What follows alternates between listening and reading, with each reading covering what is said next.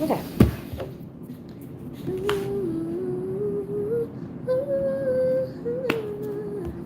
Do you better? Mm.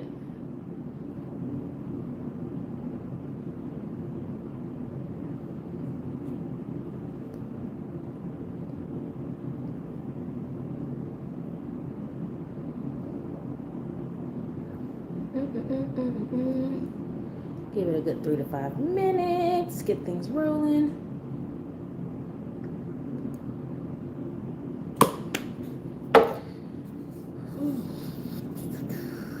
Hello.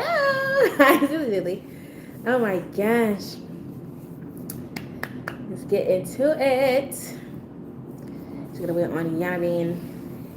I'm gonna give it like 3 minutes, and then we'll get things rolling and rolling and stuff.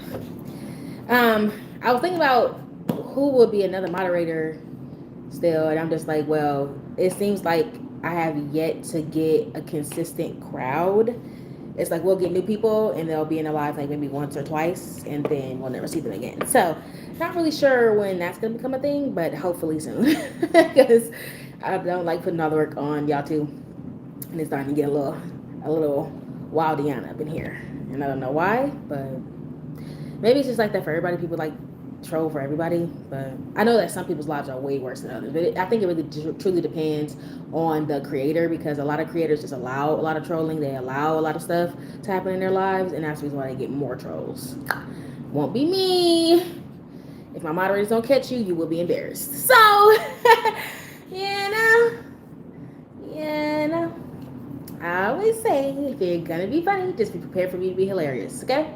Because when I start cracking jokes, now nothing's funny. And that's interesting. That's interesting.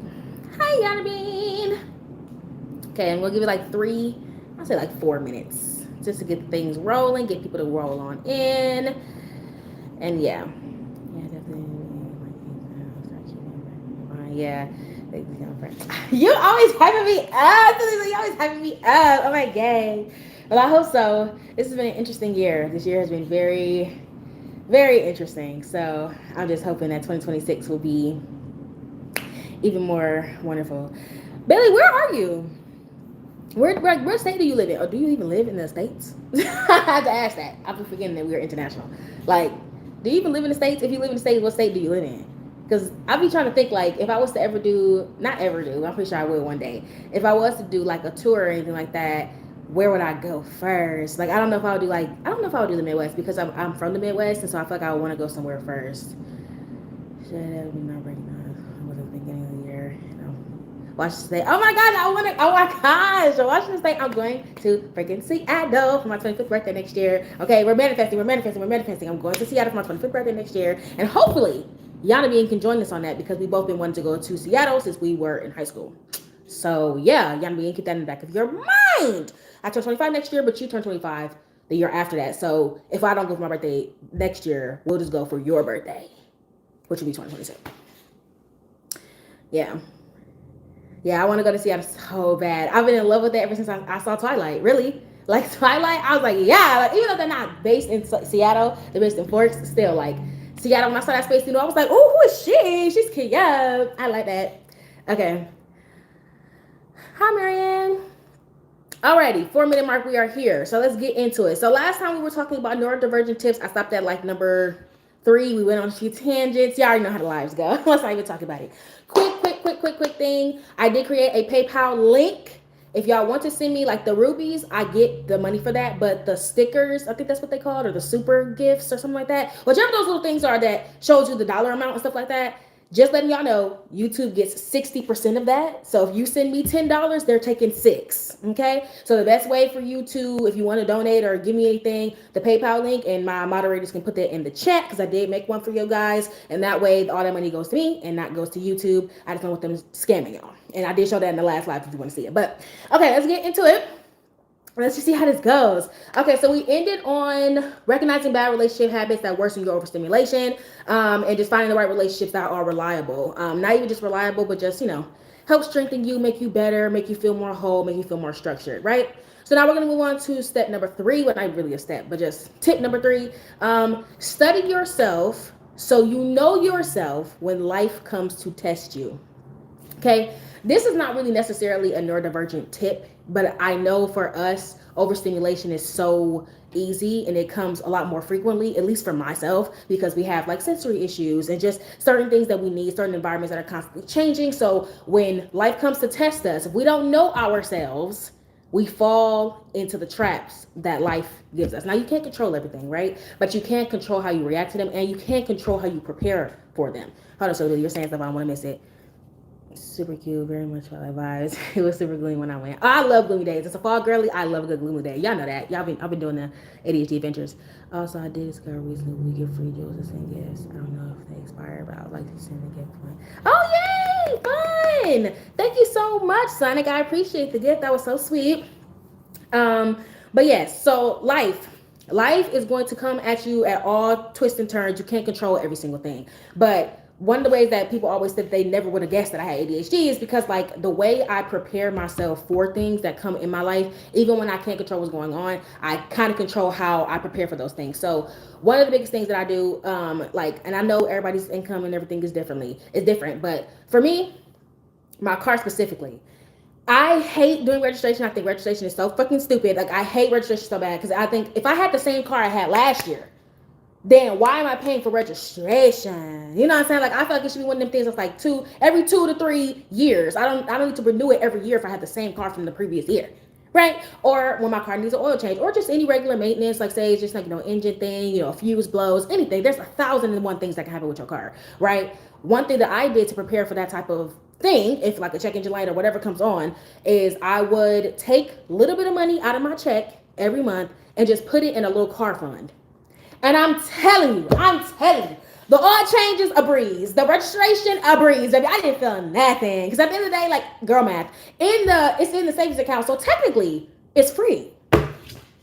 Technically it's free because at the end of the day, that's my money anymore. Once it leaves my little swipe, once it leaves that and goes into a new savings account, baby, it's out of mind, out of sight. It doesn't even matter. Like, I don't even need it anymore. You know what I'm saying? It's free. That's little things that I've done to kind of like help myself, or even going back into like the relationships thing, right?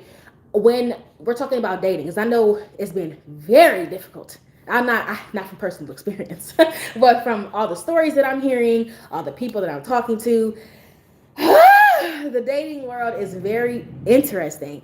And one thing I have noticed is that it just feels like when you're in a romantic relationship, it seems like you let a lot more things slide. And that's not for everybody, but because you want to build a relationship, you want to build a connection, you want to marry someone, you want to build a family, things like that, right? Sometimes we have a tendency to be a little bit more lenient on our standards, a little bit more lenient on the things that we will or will not allow. Shadow, you're so sweet. Thank you so much. I appreciate the gifts, guys. You are amazing. And so sometimes that can come with too much leniency, right? And so when you are dealing with someone, putting in like those little barricades, like knowing yourself of what you want, it will literally prevent you from falling into certain traps or to falling into certain tricks, because I know that there are a lot of people who are manipulative. And listen, I might sound a little misogynistic when I say this, but I just don't think that there's any man that's smarter than an educated woman. I just don't. And if you know yourself, if you're educated on yourself, I just don't feel like a man can ever trick you into anything, to be honest. Because to me, when I look at certain relationships that I've started or certain communications that I've started, any single time that I'm talking to a guy, it doesn't really take me very long to realize what type of game he's trying to play. And I just be sitting back looking like, how are girls falling for this type of stuff? It's you not knowing yourself enough to know what the hell you want out of life. So you're falling into these traps. And it can be even worse when you're somebody who's a neurodivergent, because finding good relationships for us is, I don't want to say it's difficult, but I feel like it's harder than neurotypicals, because neurotypicals, I don't want to say they let a lot of stuff slide, but from what I've observed, neurotypicals don't require as much from their relationships as neurodivergents do. And what I mean by that is not, neurodivergents don't want love, they don't want connection, they want honesty. I mean, like, what I've observed about neurotypical relationships is that two people can know that they're lying and still be friends. As a neurodivergent, not even just ADHD, autism, ADD, we be looking at y'all like, I don't understand. I thought y'all didn't like each other. Wasn't y'all just down each other's throats last week? How are y'all buddy cool. You know what I'm saying? Like, what? I don't get that. I don't get that. As neurodivergents, we notice so many details. We notice little patterns. We notice all these little stuff because we're like sensitive to a lot of things. So it's just like we'll be looking around like, what's going on? What's happening? I'm not getting that. Right. And so because we're a lot more hypersensitive to our relationships and how we interact and things like that, it's just, I don't want to say it's more difficult, but we basically, when we find someone, I want to choose my words wisely. When we find the right person, we want to stick to that person, right? And also, we like to hyperfixate on like people's good qualities as well, and that can always fall into, and that's even for neurotypicals as well. That can always fall into us accepting things that we usually wouldn't out of desperation. When you want to so badly believe that somebody is good, and that's not just for neurodivergence. Once again, I still okay, cool. I make sure I'm not missing y'all messages. I know that I don't be ignoring y'all. I just don't like to forget my thought. I don't know what that means, to be honest. But yeah. So knowing yourself and being well aware of that, you'll be able to navigate those relationships a lot better. So one thing about me, I can't stand like really strong smells. Okay, that's one of my sensory triggers. Really strong smells. I don't even like really strong smells coming from me. Anything, right?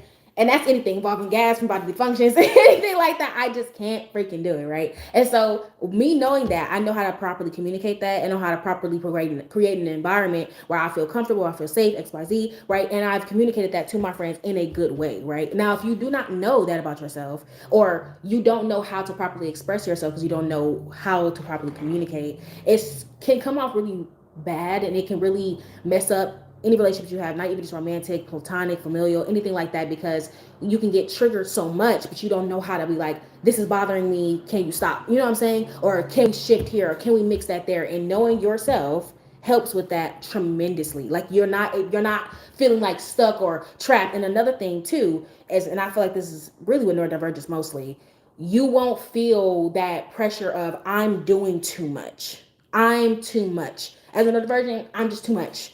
Me asking for this accommodation is just too much. I should just sit back and deal with it. But you know that that's not going to result in a good experience for you. The end result is not going to be good. So because you know that, you should know yourself enough to communicate it.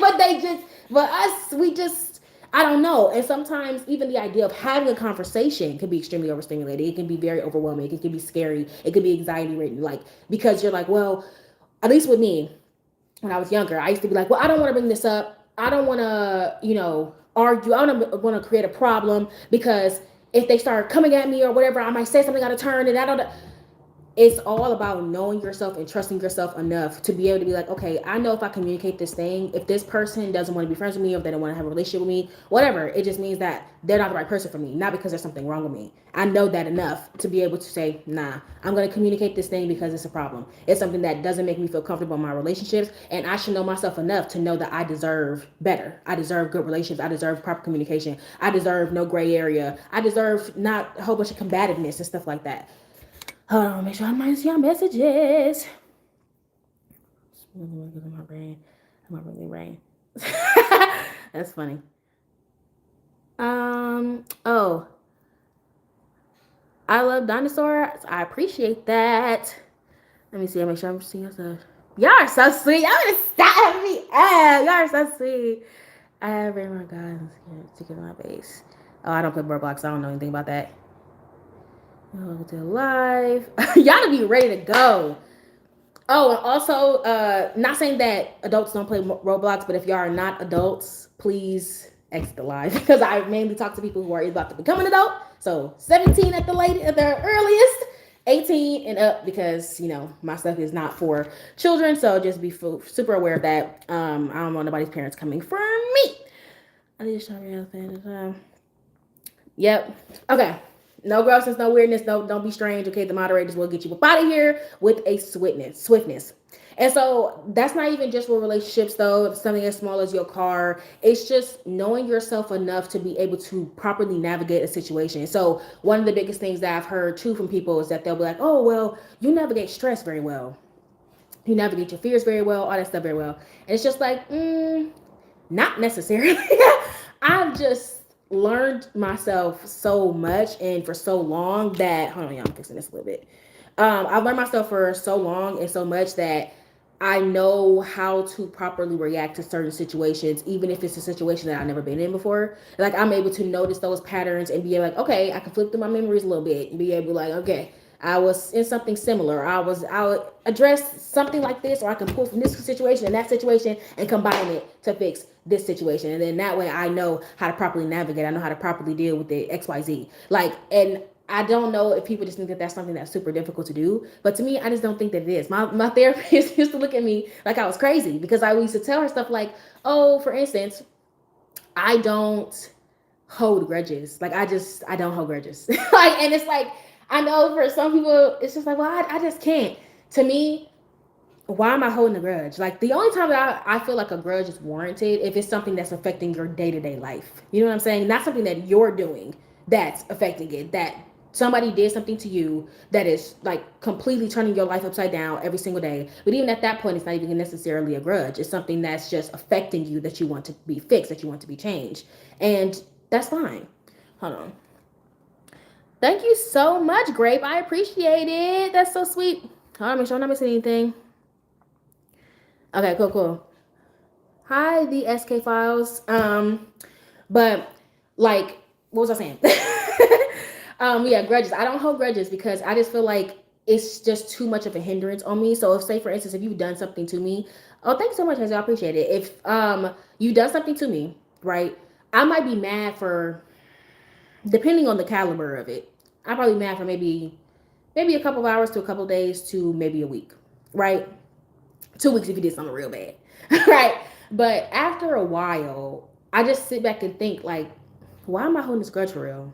I don't want anything to do with you. If you've wounded me to the point where I'm starting to question why you would even hurt me like that, if I'm starting to question what our relationship is even like, anything like that, I'm just gonna just let it go. I'm just gonna be like, okay, you won't have access to me ever again. Like ever again. And I've talked about this before about, people losing access to me because like I created these personas when I was a kid. But there's Koi, which y'all are meeting now. Woohoo! Hi. And then there's Sequoia, which is the more serious, nonchalant version of myself. It's still me, but she's like the protective barrier that was created when I was growing up. Basically, to shield the happiness, joyous parts of myself, she was the one to step in. And seeing people lose access to Koi in real time, it's an interesting phenomenon. I like once you already realize, oh, you can't have access to the brightness, you can't have access to the happiness. You're somebody who's gonna be trying to bring down my brightness. I'm gonna have to go ahead and let you go and move on with my life. And it's not gonna be any issues or problems or anything like that because it's like I just don't care enough. You're not someone who I feel like I should be, I guess you can say, carrying around a whole bunch of mental baggage for. You know what I'm saying? Just let it go.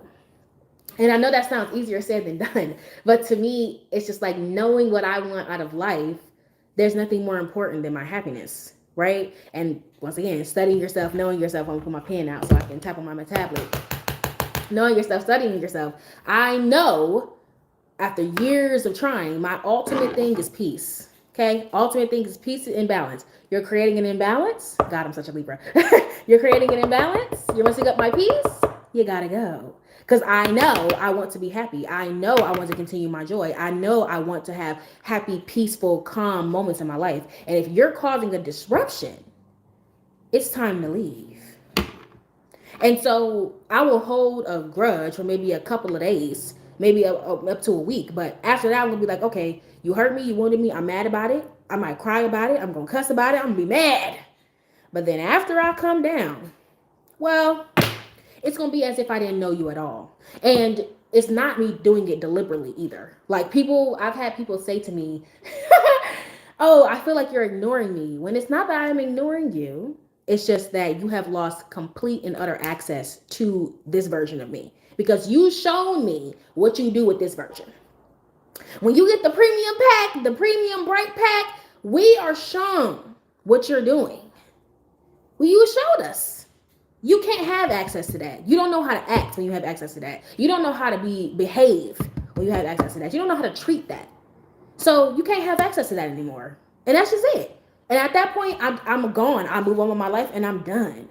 I don't have anything to worry about. That's why I tell y'all all the time too, like forgiveness is not for the other person, it's for you. Because the way for you to carry on this grudge is just you holding on to all this pain and suffering in order for you to try to hurt this person by not forgiving them. But I think a lot of people also get confused at thinking that forgiving someone means that you're going to forget what they did, or forgiving someone means that you're going to allow them in your life. You're going to allow them to do things to you. You're going to allow them to continue to do bad things, and that's not what forgiveness is. Forgiveness is about you saying, okay, this thing hurt me, this thing bothered me, this thing has been wounding me. I'm going to let it go. I'm going to let it go so I can move on with my life. I'm going to let it go so I can continue and not have to hold on to this anymore. And that's part of trusting yourself and knowing that you can do it. You can do it, and you'll be fine, and you'll recover, and you'll take on new things. Sitting back and letting that type of stuff drown you, you're never gonna grow. You're never gonna get anywhere. Like you're just gonna be stuck in time. And that's why I tell y'all, don't hold on to that stuff because it's not doing you any favors. Name the last time that a grudge ever got you anything good. I'll wait. It's gonna be weird. What's around? Oh my gosh. So you gotta stop giving me compliments, girl. You're so fun. Yeah, and so it's just that's how it's supposed to be. That's how it's supposed to be. You're supposed to be looking out for your ultimate happiness and knowing that it's okay. And I feel like a lot of us don't know ourselves enough to trust ourselves enough to be like, I'm not doing a malice thing. I'm not doing a bad thing by forgiving you, but completely restricting access to me from here on out. And that's what I think the biggest fear is that people feel like they're going to be held, like, I don't know, with this guilt almost like, oh, I'm being mean or intentionally malicious by restricting my access to me even though you hurt me. What? No, forgiveness does not equate to access. That's not what this means. And I'm not forgiving you so you can feel better. I'm forgiving you so I can let it go. That's what it is. Yes, they will rot from the core. It don't matter how much perfume you spray on a corpse, it's still gonna stink. It's still dead. The situation has gone and passed, but yet you're still holding on to it. And when has a grudge ever done you any favors? I'll wait. When has a grudge ever done you any favors? You know what I'm saying? I can't name a time. Personally, all the grudge has ever done to me is cause me grief. Cause me more pain. Makes me feel heavy. Makes me feel like I'm carrying a load around all the damn time. Stuff is on my shoulders. I can't stand. I like to be fluid. One day I want to be able to be like a ballerina. You know what I'm saying? I'm trying to be like I want to be able to get up on my tiptoes and dance. I can't do all that. Because have you ever seen a ballerina try to dance with a heavy skirt? Now imagine they walking around trying to dance with 250-pound dumbbells on their shoulders. It's not happening. It's not happening. Because you're carrying around too much weight. You got to be light as a feather. Light as a feather. So you can be able to dance your way right into happiness. Okay? Like, what do you mean, what do you do? What do you say? Your name, Kane? What do you mean, what do you do? Oh, what I do? I don't know. You're being weird. Competition. Who are you competing with? Who are you competing with? Wow. Who are you competing with? Yourself? Being competitive or in competition with whom? Because the way that I see it, a grudge only continues on when you hold on to it, and the only person who loses is you. Because think about it. The person already did the thing to you to hold a grudge. For you to be able to hold a grudge, the person already did it. It already happened. So what is holding the grudge going to do? It's already been done. I would get it if you held on to a grudge, it can take you back in time and then you can change whatever the fuck that person did to you in the beginning, but that's not how that works. All you're doing is continuing the frustration and the rage that caused that pain for you. And bringing it into your space, bringing it into your day-to-day life, carrying it on with you. And it's a wound. Happy birthday, everyone. Promotions, preferences, grudges are okay. What kind of professional grudges would you be talking about? What type of professional grudge would you need to be holding? This is about knowing yourself when life comes to test you. I would love to make an example out of this. So what do you mean by that? Professional grudges? Wow. Please elaborate so I can respond. I smell bots, but in the case I'm wrong, I really do. Oh well, yeah. Go ahead and block them. I smell bots too, so go ahead and block them. So emotions to come. That comes with the betrayal. Right. You was right. Exactly. He was right. So yeah, well, please elaborate.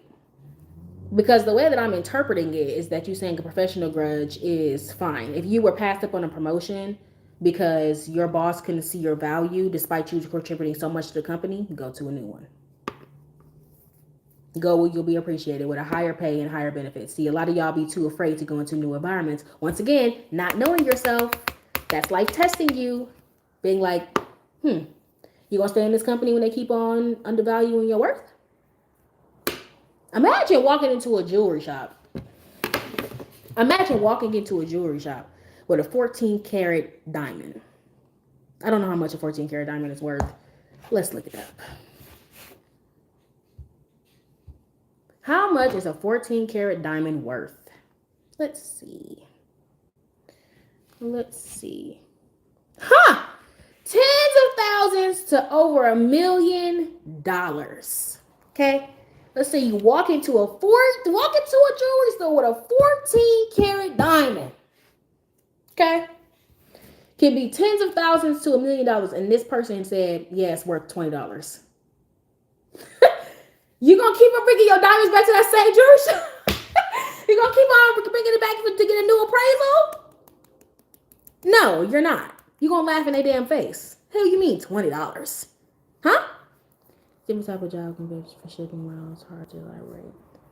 If you're just talking about competition, that's not necessarily a grudge. That's just you being like, okay, y'all beat us last time. We're definitely gonna have to work harder to make sure we win this time. That's not necessarily a grudge.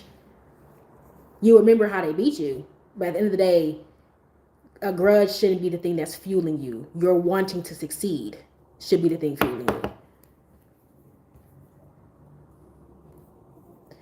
So, and I mean, healthy competition is a completely different conversation than we're having. We're not having a conversation about healthy competition. We're talking about emotional grudges and how they hold you back. Because a lot of y'all don't trust yourselves enough to be like, yeah, I'm right. This is not good for me. I'm right. I shouldn't have to hold on to this. I'm right. You're not a good person and you shouldn't be in my life. But the thing is that when you say, even if you say, oh, I'm going to let you out of my life, I'm not going to let you be around me, XYZ, and you still hold on to the hurt, they're still controlling you. They're still there. It took me a long time to recognize this when I was younger because I used to be like, man, oh my God, but they did this thing. But one of the things that was like an eye opener for me, I don't know if y'all watched like the Madea movies, the Tyler Perry Madea movies, but it was one that was a Madea goes to jail. And in one of the scenes, Madea is talking, like it's like a, I don't even know if it's like a trust circle. I'm not sure exactly what it is. It's like some type of meeting. They're all having a meeting. And in this meeting, basically everybody's kind of going around talking about how they ended up here. Basically, how did they get their start and XYZ. And this one lady was talking about how her dad, essayed her when she was young throughout her childhood and stuff. And that kind of turned her into like this, I guess you can say, hard on the outside knucklehead who just gets herself into a lot of trouble. And Madea basically had said to her, well, yeah, your dad did that to you, but everything that you've done, everything that has happened is because of you. And you're trying to sit here and say that what your dad did to you is what resulted in this. And yes, it did contribute to your pain, but it did not cause your actions. Do you know what I'm saying? But you holding on to this grudge because you wanted to stick it to the man and make him know that you hate him. Well, look where the fuck it ended you up. Like, you ended up here. He's probably out living freely. Living his life. If he's not dead. He probably still lived freely. I'm more than certain there were times when he was laughing and enjoying times and creating memories knowing what he did to you. And look where you ended up. And you're saying you've done all this because of the grudge you've been holding against your dad. And that was an eye-opening experience for me.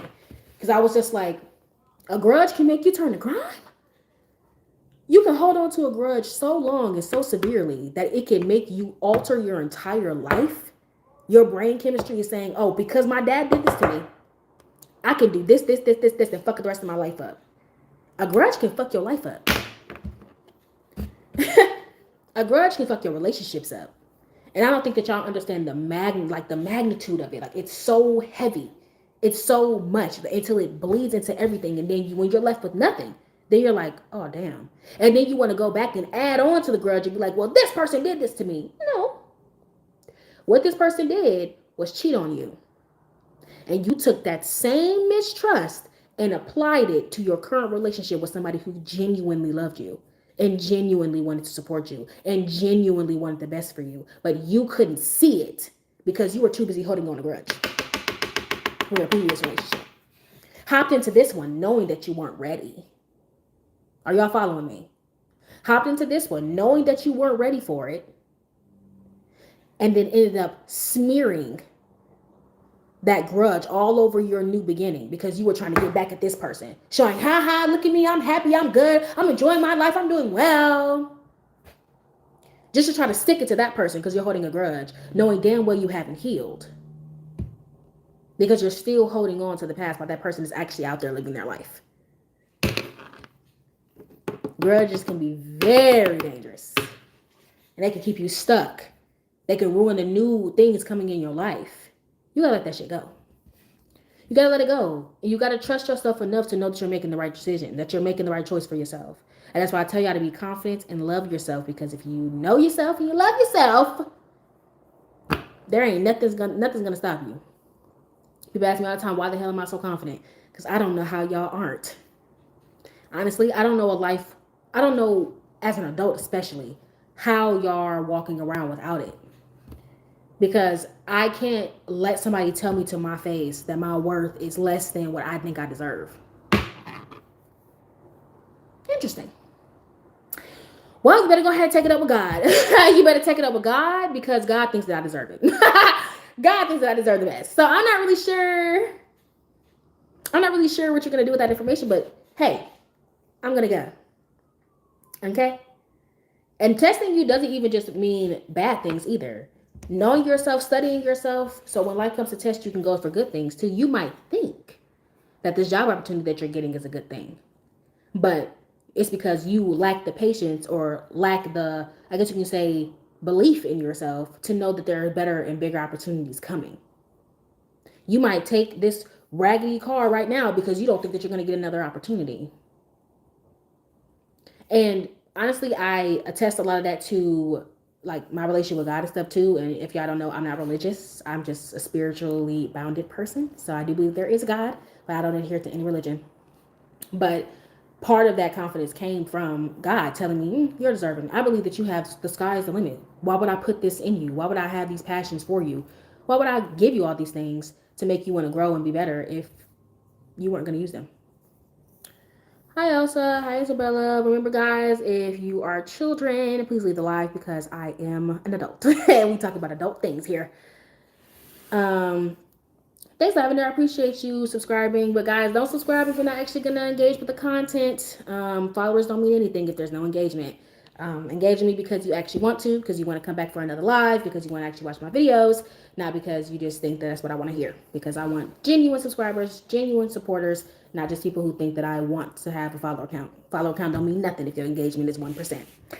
And so that is how you should be navigating life.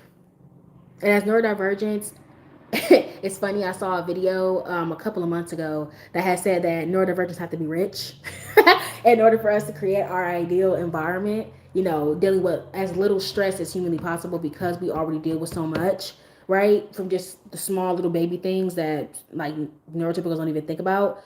And so, I mean, hey, I think that all neurodivergents should be rich. I think we all should be striving for a very comfortable life.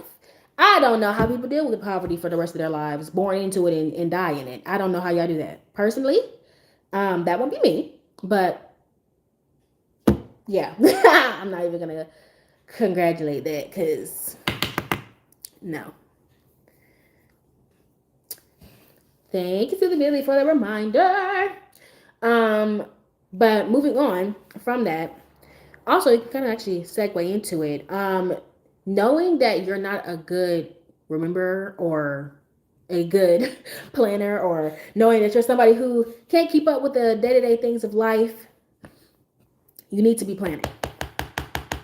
For a neurodivergent, planning isn't a choice. Okay? Tip number 4. Planning isn't a choice as a neurodivergent. We don't have a choice. Okay? Mandatory. Required. What's the other word? Okay? Standard. I don't know. Okay?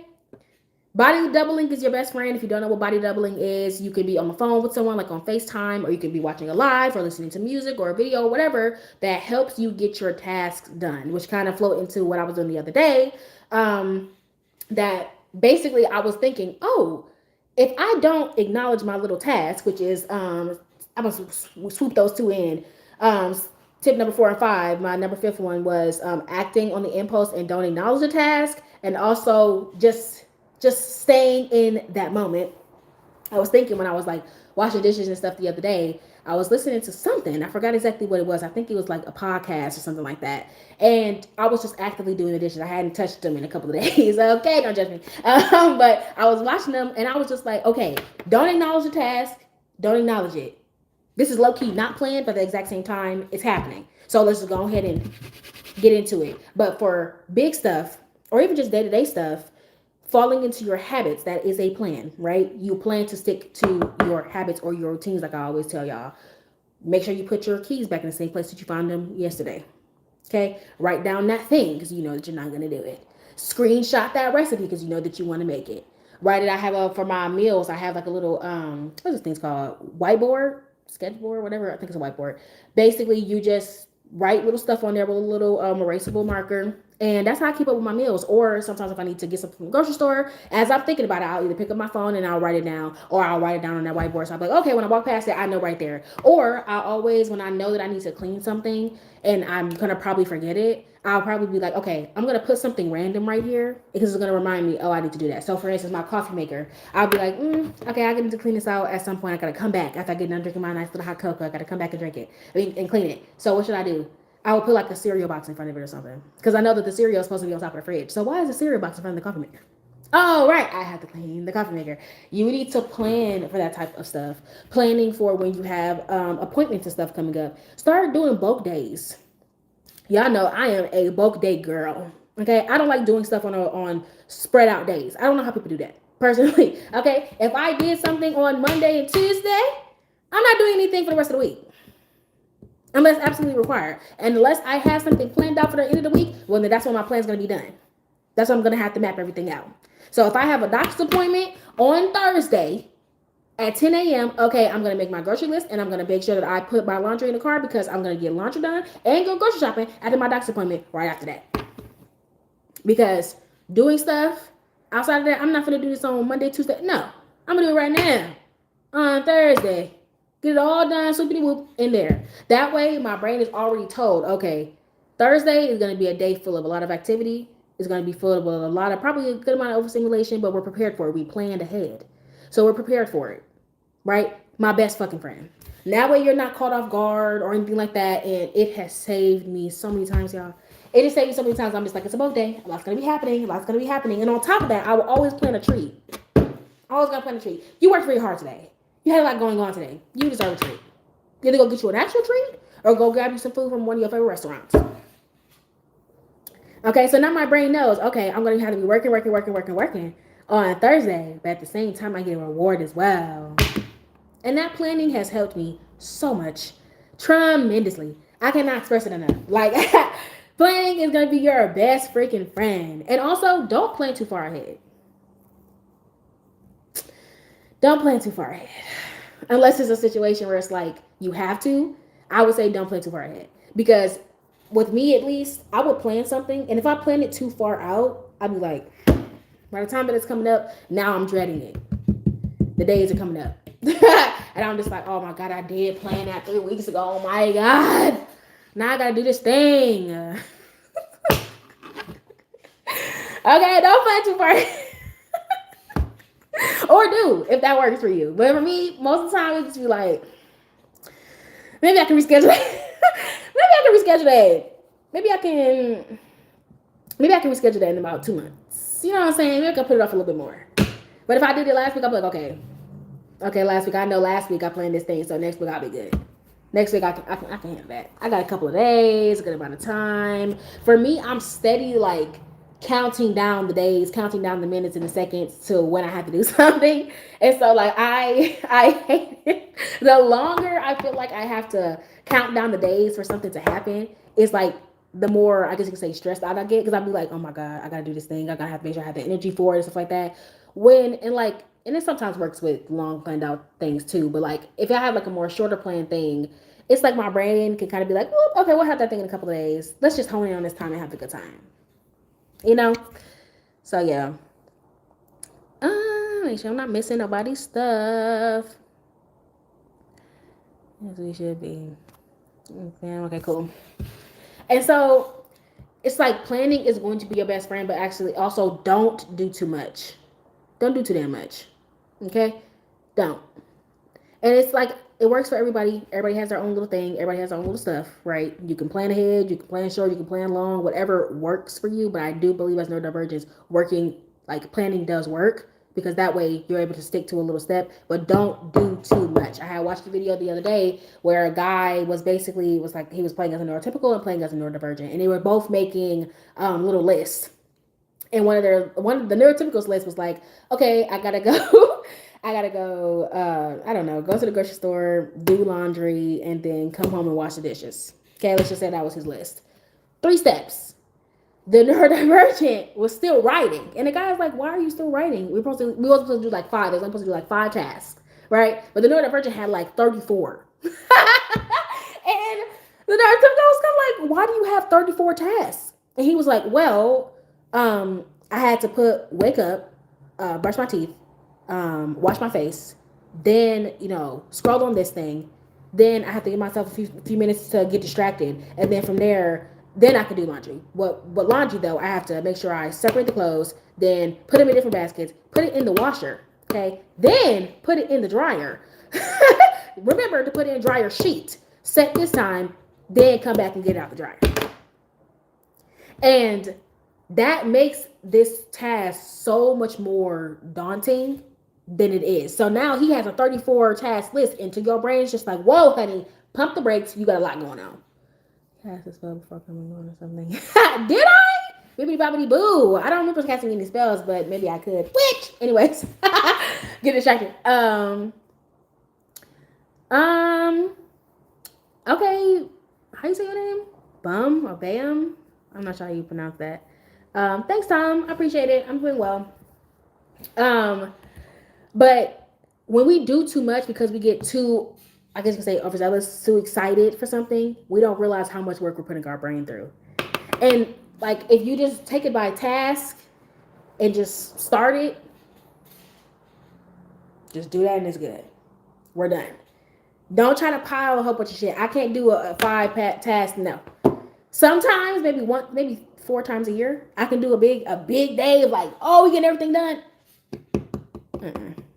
And laundry for me, I feel like every neurodivergent has their thing, has their one chore that just feels like hell on water. And laundry, that's laundry for me. I don't know what it is. It is so weird. Like laundry is so difficult for me. Like the one thing that has helped me minimize that is just like having 3, like I have a 3-tier laundry basket, and that's why my stuff is already separated. I don't have to think about it. But I couldn't imagine. I couldn't imagine having to separate everything. And after I separate everything, that sounds exhausting already. Separate everything, I got to bag it up. Then I got to take it to the laundromat. Then I got to wash it dry. No. That's just too much. If I can get one thing done, great. But I'm not going to try too hard. I'm not going to force myself. I'm not going to force myself to love laundry. I just can't do it. Me and her are not going to get it. We're not going to get that. Me and her are never going to be friends. And that's okay. I'm fine with that. But I didn't write this down. But a good way that I'm able to get things done or, plan ahead or whatever is basically by changing my environment too. Like I found that leaving my house and putting myself in an environment where I have to get something done helps me tremendously.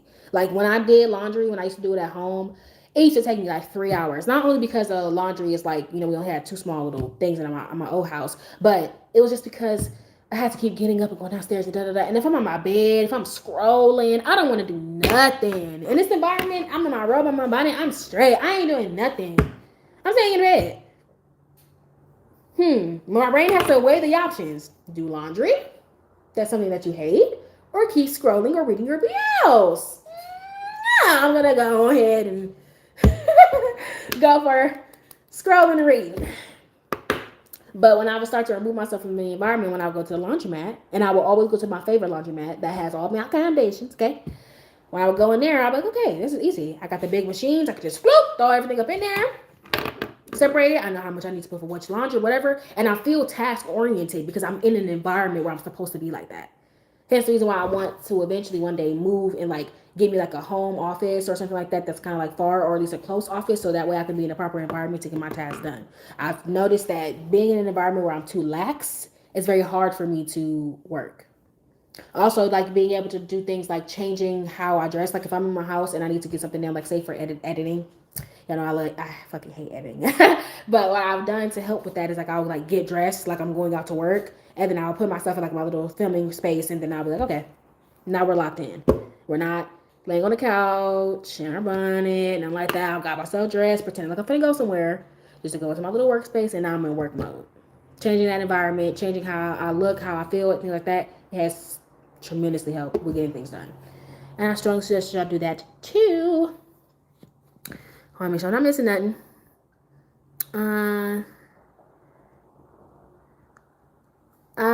The SK files, I don't think so. My moderators are in here. It just looks like they leave and come back, but I don't know why YouTube does that. When I've tested that before, where I've been like, it'll show that it says 0, and I'm like, oh, nobody's in here, and then I'll get like 4 messages, and be like, no, we in here. I'm like, well, I don't know what's going on with YouTube then. YouTube is just weird. Having many people dedicated to laundry, I used to fold on. Have designated area. Yes, a designated area, 100%. And that's a good way of changing your environment too. I have to tell you, I guess magic works. Hey, listen, I knew what you meant. One day, I'm going to buy my own home. I have a huge laundry room. I can call it an island center. Exactly. That's how you gotta do it. Also, an outdoor bathhouse for the rain. Ooh, that would be nice. And I was like, girl, give me ideas. I have a couple of things planned, but my house is going to be, oh my gosh, my house is going to be the most convenient, conventional house you've ever seen. Like, I'm going to probably purchase me a condo because I plan on leaving Milwaukee and like either moving to Seattle or moving to Minnesota. Well, Minnesota's St. Paul, Minnesota, like, or what is it? No, Minneapolis, Minnesota, sorry. That big city. Either Minneapolis or Seattle. I plan on moving out to move to a bigger city. And I do believe that I want to buy a condo because when I buy the condo, I'll be able to make modifications that best fit me. I do think that when I get older, I'll eventually want to actually build a home on land because I do want to have like a greenhouse and like a big farm, not farm, but like a big like vegetable garden or whatever. I want to grow my own produce. I want to have a little pond with koi fish, of course. I want to have a pond with koi fish and little turtles and frogs and stuff. And like my house is going to be so conventional and so convenient. Like everything on my fingertips. I can walk into this room and everything glows and lights up. This is warm. Like I have so many ideas just in the noggin. I've already started writing stuff down. That's how you get it done. After live, yeah, I would love to see them. Like I'll be on Pinterest sometimes for that type of stuff too, just to kind of like have my stuff. You see, planning, planning ahead. I'm gonna have my house and start planning that. Oh, I cannot. Like, well, we got a bot, so that's interesting. But yeah, just getting yourself like really set up for that, and that's how knowing yourself. Going back to like studying yourself, that's how you'll know how to properly prepare for anything. Like you might not see my tips and be like, oh, Koi, I can't plan, the same week of something, or I can't plan the week before because if I do, I'm going to feel like it's daunting. I'm going to get stressed out. So I got to plan it out weeks ahead. If that works for you, then do that.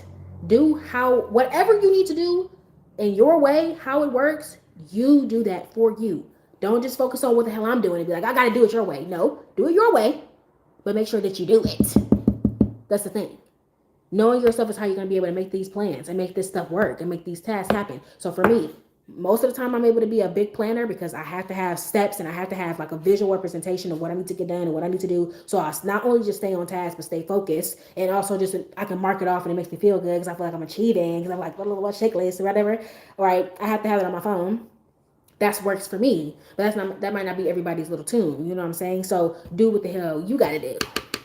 Okay. But then in some cases, I don't have to plan at all. Sometimes I'm able to just go and just do it. Like the other day, I was just walking around and I told myself for days, I was like, I gotta wash some dishes.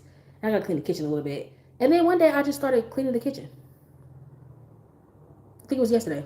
Started cleaning the kitchen, started washing the dishes, and something that helps me is I ignore it. I act like it's not happening. Like if I see my body is actively moving, getting something done, I'll be like, okay.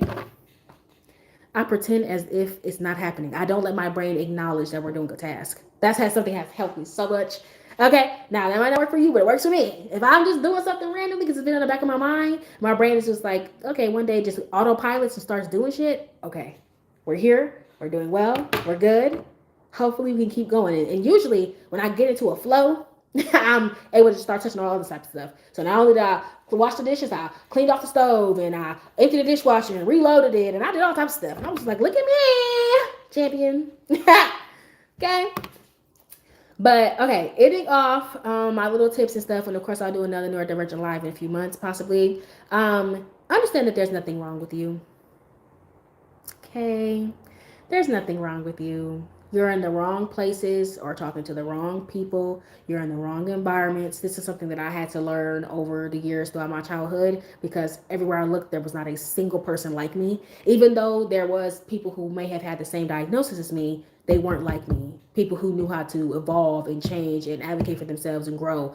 Nobody was like me. I was a one of a kind, right? And so a lot of times throughout my childhood, I always felt like I wasn't good enough. I always felt like I was like just a black sheep, like I didn't belong, that I just felt weird. And I thought that it was something wrong with me because I didn't fit in with everybody else. And no, I was always meant to be this. I was always meant to be different from the moment that I was born. And unfortunately, that did start with some hardships because I was so different. But at the same time,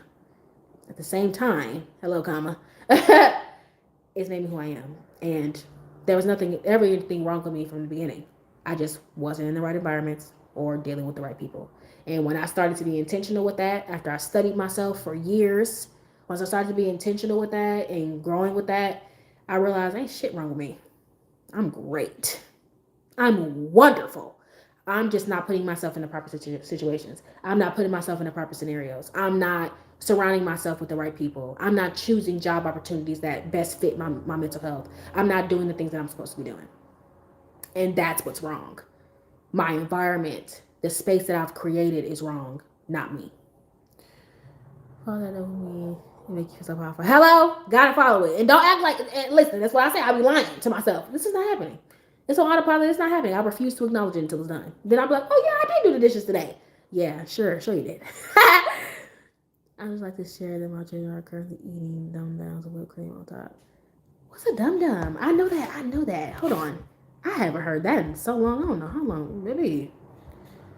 I have not heard of those in so long. That is so funny. Oh, the little suckers. There we go. I forgot that's what they were called. What was I calling them before? I would just call them mini suckers. That's funny. Whipped cream on top is actually hilarious. A lot of sugar there. I always feel like whipped cream wasn't filled with so much sugar. That much sugar before. But hey, depending on how small the kids are, you never know. They can lick a lollipop, and next thing you know, they hilarious. And so just take those tips with you. Of course, I'll come back and touch base on this again in a couple of months, couple of weeks, maybe whatever. And we'll always go back and discuss it because I want y'all to grow and be amazing and just feel accomplished in life. Because if you don't do it, then nobody else will. Hold on. Okay, make sure I'm not missing nothing. Okay. Since we have covered that's all done. I wanted to cover really quick something that somebody has said.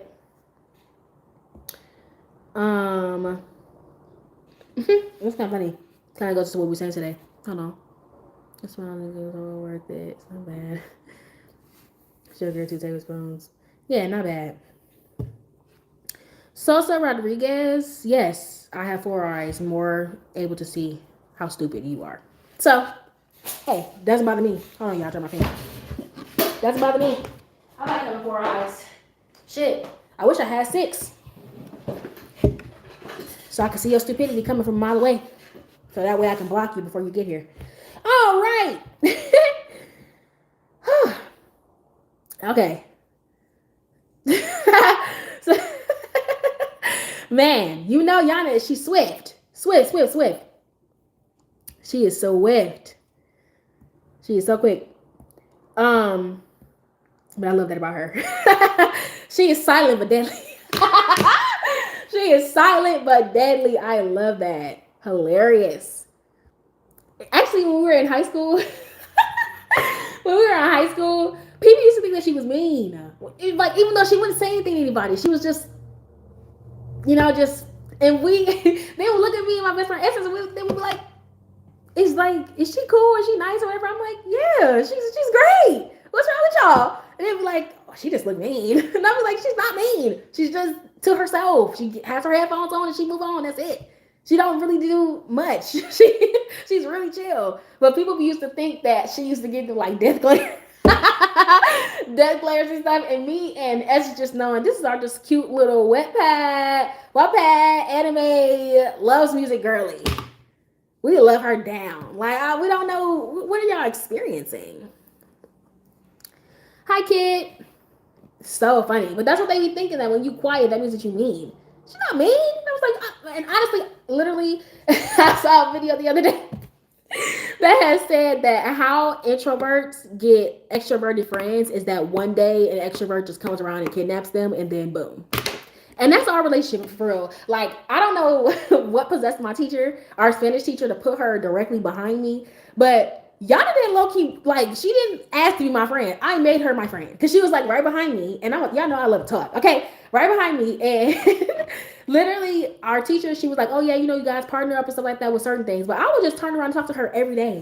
I didn't care. I didn't give a damn. You're right here. You're my victim. I'm gonna go right here and just talk to you, and it just became an everyday thing. And then she used to get my girly pop. And then I don't know how she became close with Essex, because Essex was in our Spanish class, but I'm pretty sure that was math class. Y'all remind me. I'm pretty sure it was math class that you and Essex got close, right? Because didn't y'all have the lapa together or something like that?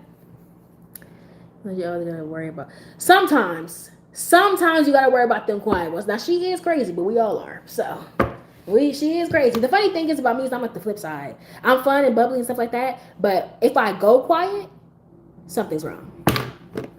Okay, y'all need to check in on Koi immediately because Sequoia has come to the surface, and she's like the Hulk. She's gonna come down when she's ready, good and ready. My friends have never seen me get into a physical fight. Almost they did. They almost did. Because there was this one problematic girl. Oh my God. She was the most problematic bitch I've ever met in my fucking life. Outside of that girl who got beat up by the whole school. Like, she was so problematic. She was always trying to find a problem. And we was just looking at her like, girl. And so somebody who was fake as hell tried to go and say that my friends was Essence and Yana were talking shit about her. But they were talking about Alpha and Omega. And her name was Almeda. So they was like, oh yeah, they ain't talking shit about you. They were talking about Alpha and Omega. How the hell are they talking shit about? When they're talking about Alpha, what are you talking about? And so this girl tried to make a big deal. And I don't know if she just did that because she thought that she could take advantage of my friends or something like that. Let's just say she's about to get mopped. Okay? For some reason, she calmed herself down when I entered the chat. Because I was just like, what you trying to do? Because one thing I play about, say what you want to say about me. Say what you want to say to me. But you start fucking with my friends, my family. Well, results may vary. Okay, and this is actually a cute little segue into my little thing. I was watching a live yesterday.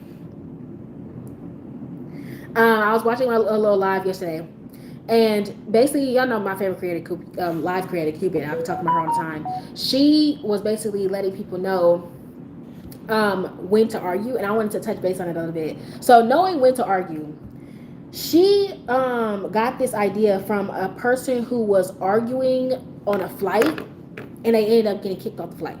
The lady was an absolute Karen. Fuck that whore. You know what I'm saying? But she ended up getting kicked off the flight because she wanted to argue with the flight attendant about something.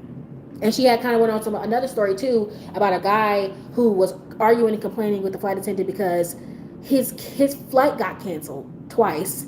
And so they put him in economy on a new flight. His ticket was always economy. Put him in economy on a new flight, but he sat in a business class seat, which was Cupid's seat. And The flight attendant was like, "Sir, you need to get up from this business class seat." He was just like, "Well, they canceled my flight twice. I think I deserve a business class seat." Well, sir, she needs to sit here because she actually paid for the seat. Why are you arguing with the flight attendants as if we are the ones who scheduled your ticket? We're not, right? But it had kind of brought up something to me because when she was touching base on this, I was just like, yeah, it feels like a lot of people don't know when to argue. They really don't. You know when you're dealing with somebody who's crazy or stupid, you just know when and when not to argue. So, like, for instance, on live, y'all see me, when there's a troll in here and they're saying something disrespectful or whatever, I'm just going to give them one little attention of, okay, make fun of them and move on. You're not going to see me fully arguing with an imbecile. I'm just going to call you stupid and move on. I'm just going to acknowledge that you're uneducated and move on. I'm not about to sit here wasting my breath on somebody who's obviously stupid. I'm not going to do that. Like, if you're telling me that the sky is purple, well, I know what type of attention that I'm focusing on. So if I wanted to speak to a 2-year-old, I would. I'll go to the nearest daycare and speak to one.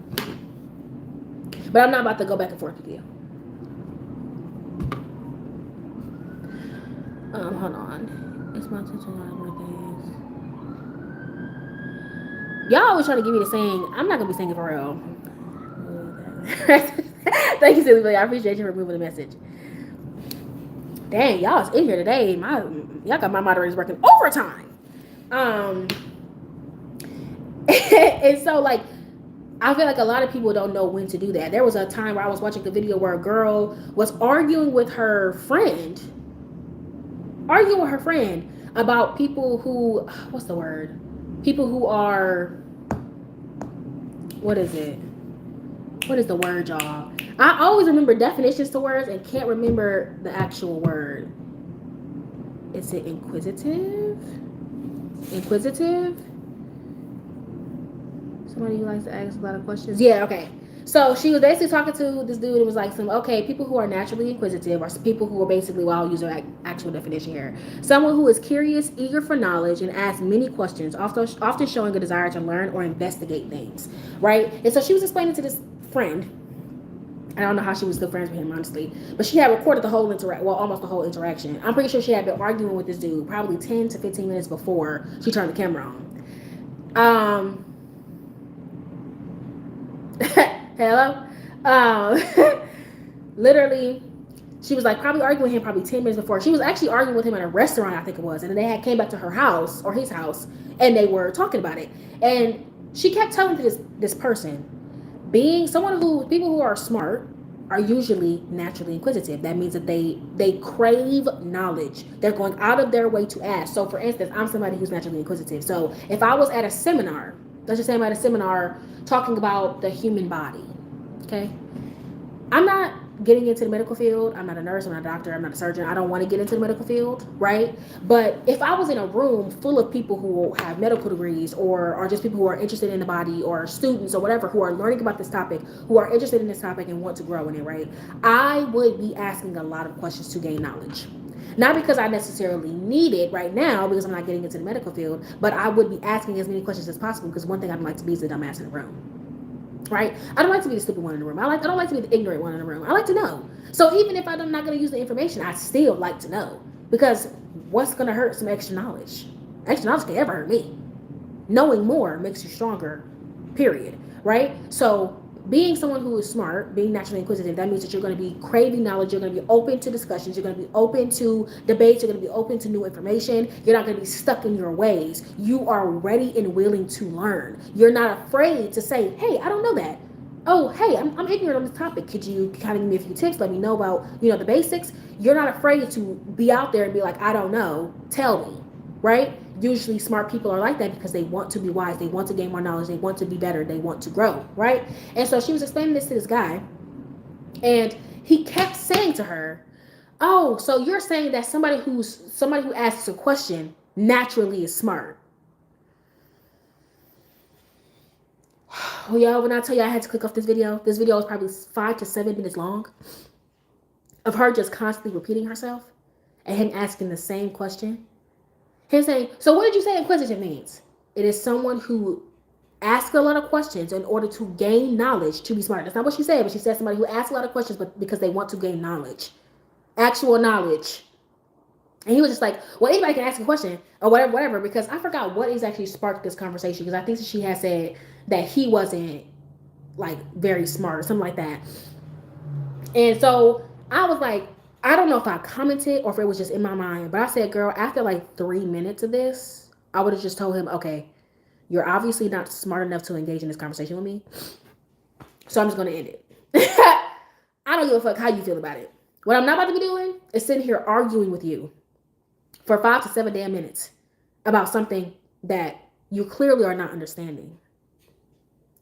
Like, if anybody just asking a question could make them smart, then everybody would be smart.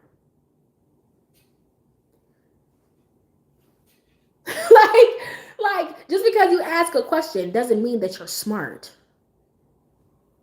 Like, what? What are we talking about? And it's like this person, you could tell that he was not actually listening to comprehend. He was just listening to respond. I don't know how people do that. Same thing. I remember the last time that I had got into a big argument.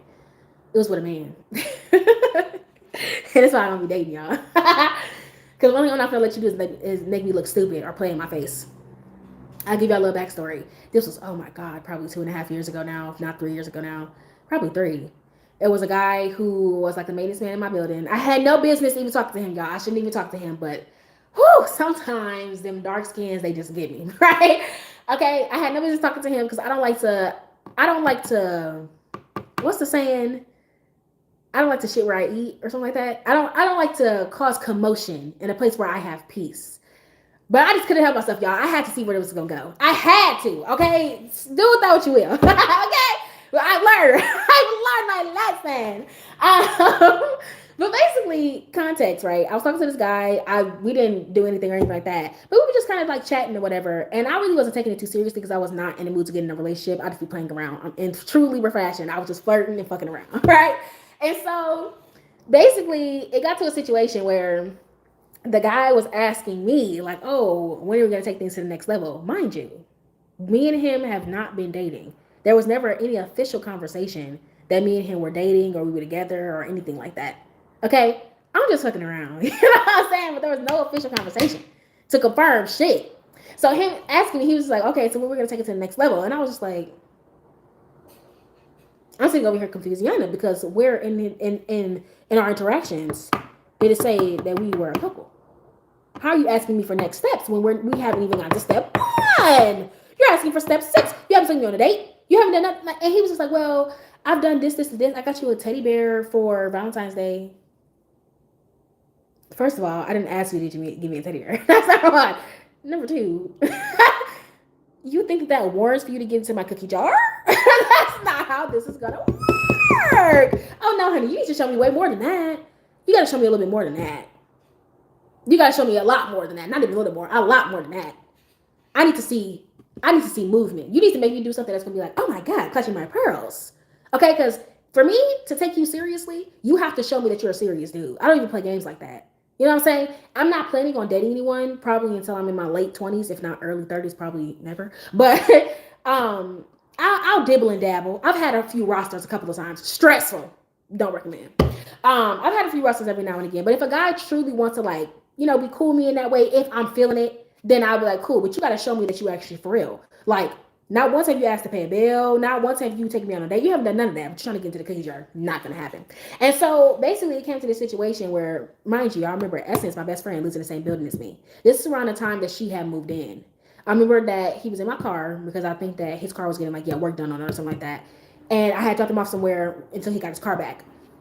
And he said to me, he was just like, oh, okay, well, if you don't think that I've done enough to basically take it to the next level with you, how would you feel if I did it with your best friend? I really think that in that moment, God had to be holding me back with the chains of life, because the way that man was able to exit my vehicle unharmed, I don't know. I don't know. God had to truly have been chaining me back, because the way that you walked out of this car unscathed It is nothing short of a miracle. It is nothing short of a miracle. Clara, actually, as if I wasn't pretty before. Interesting. Intelligence is chasing you, but you're just like my favorite thing to say. Exactly. Just too fast. Extra measure, extra green onions, please. Hold on, I'm missing shit. Um, Eating potato salad together. I love me a good potato salad. Don't threaten me with a good time. Right? So really, actually, because what do you mean? Actually, pretty? As if I wasn't pretty before. Interesting. Um, Not your message being retracted. So, but what did you say? Oh, okay. Um, but yeah. So, like I said, it has to be God holding me back with the chains of life, right? And so, in that moment, I was just like, and this is actually a good example of knowing when to argue. I was just like, I have clearly stumbled across a buffoon. You have lost your rabbit ass mind. You're never gonna speak to me again.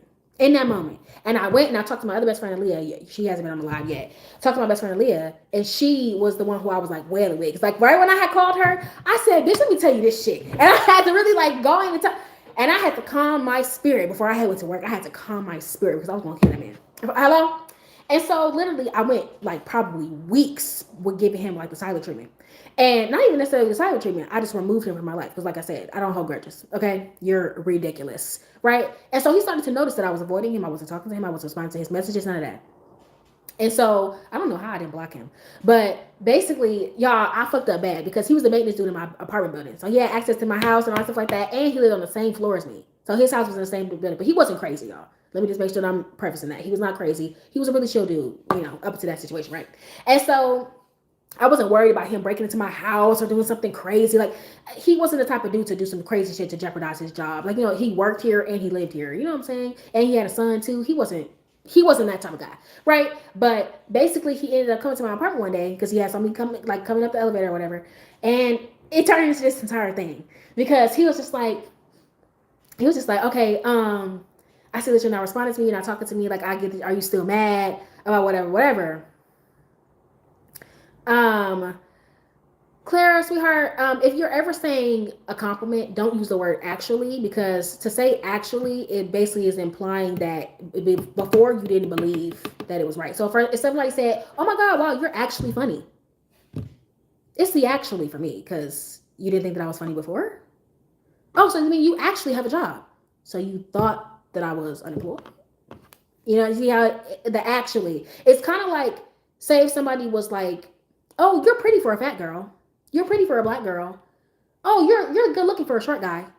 It's like a backhanded compliment. It's not like a full range compliment. Not trying to harp on you, but fruit for thought for our future communications. Anyways, it turned into this entire thing.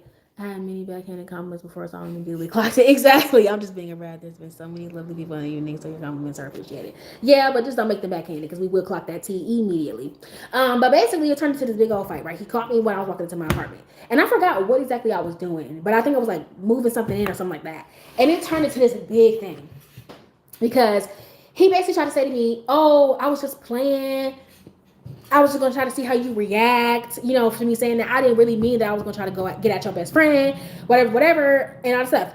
He's like, I was just fucking with you. I was just playing with you. I wasn't being serious, whatever.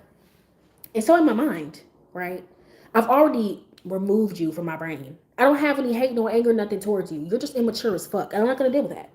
I'm just not. I'm too grown. I'm an adult. I'm not going to be sitting here playing these high school childish ass teenage games with you. You said that to me to see my reaction and see if I would get basically mad enough to sleep with you. What kind of childish ass game is this? What type of low self-esteem ass woman do you think I am? And all the months that you've known me, you've only known me. We haven't been dating. I may have given, and listen, this is my fault, okay? I may have given him one smooch in 6 months, okay? One smooch in 6 months, and it was the last time. I promise you, I only did it one time, okay? And it was worth it. I don't regret anything. Okay, no regrets.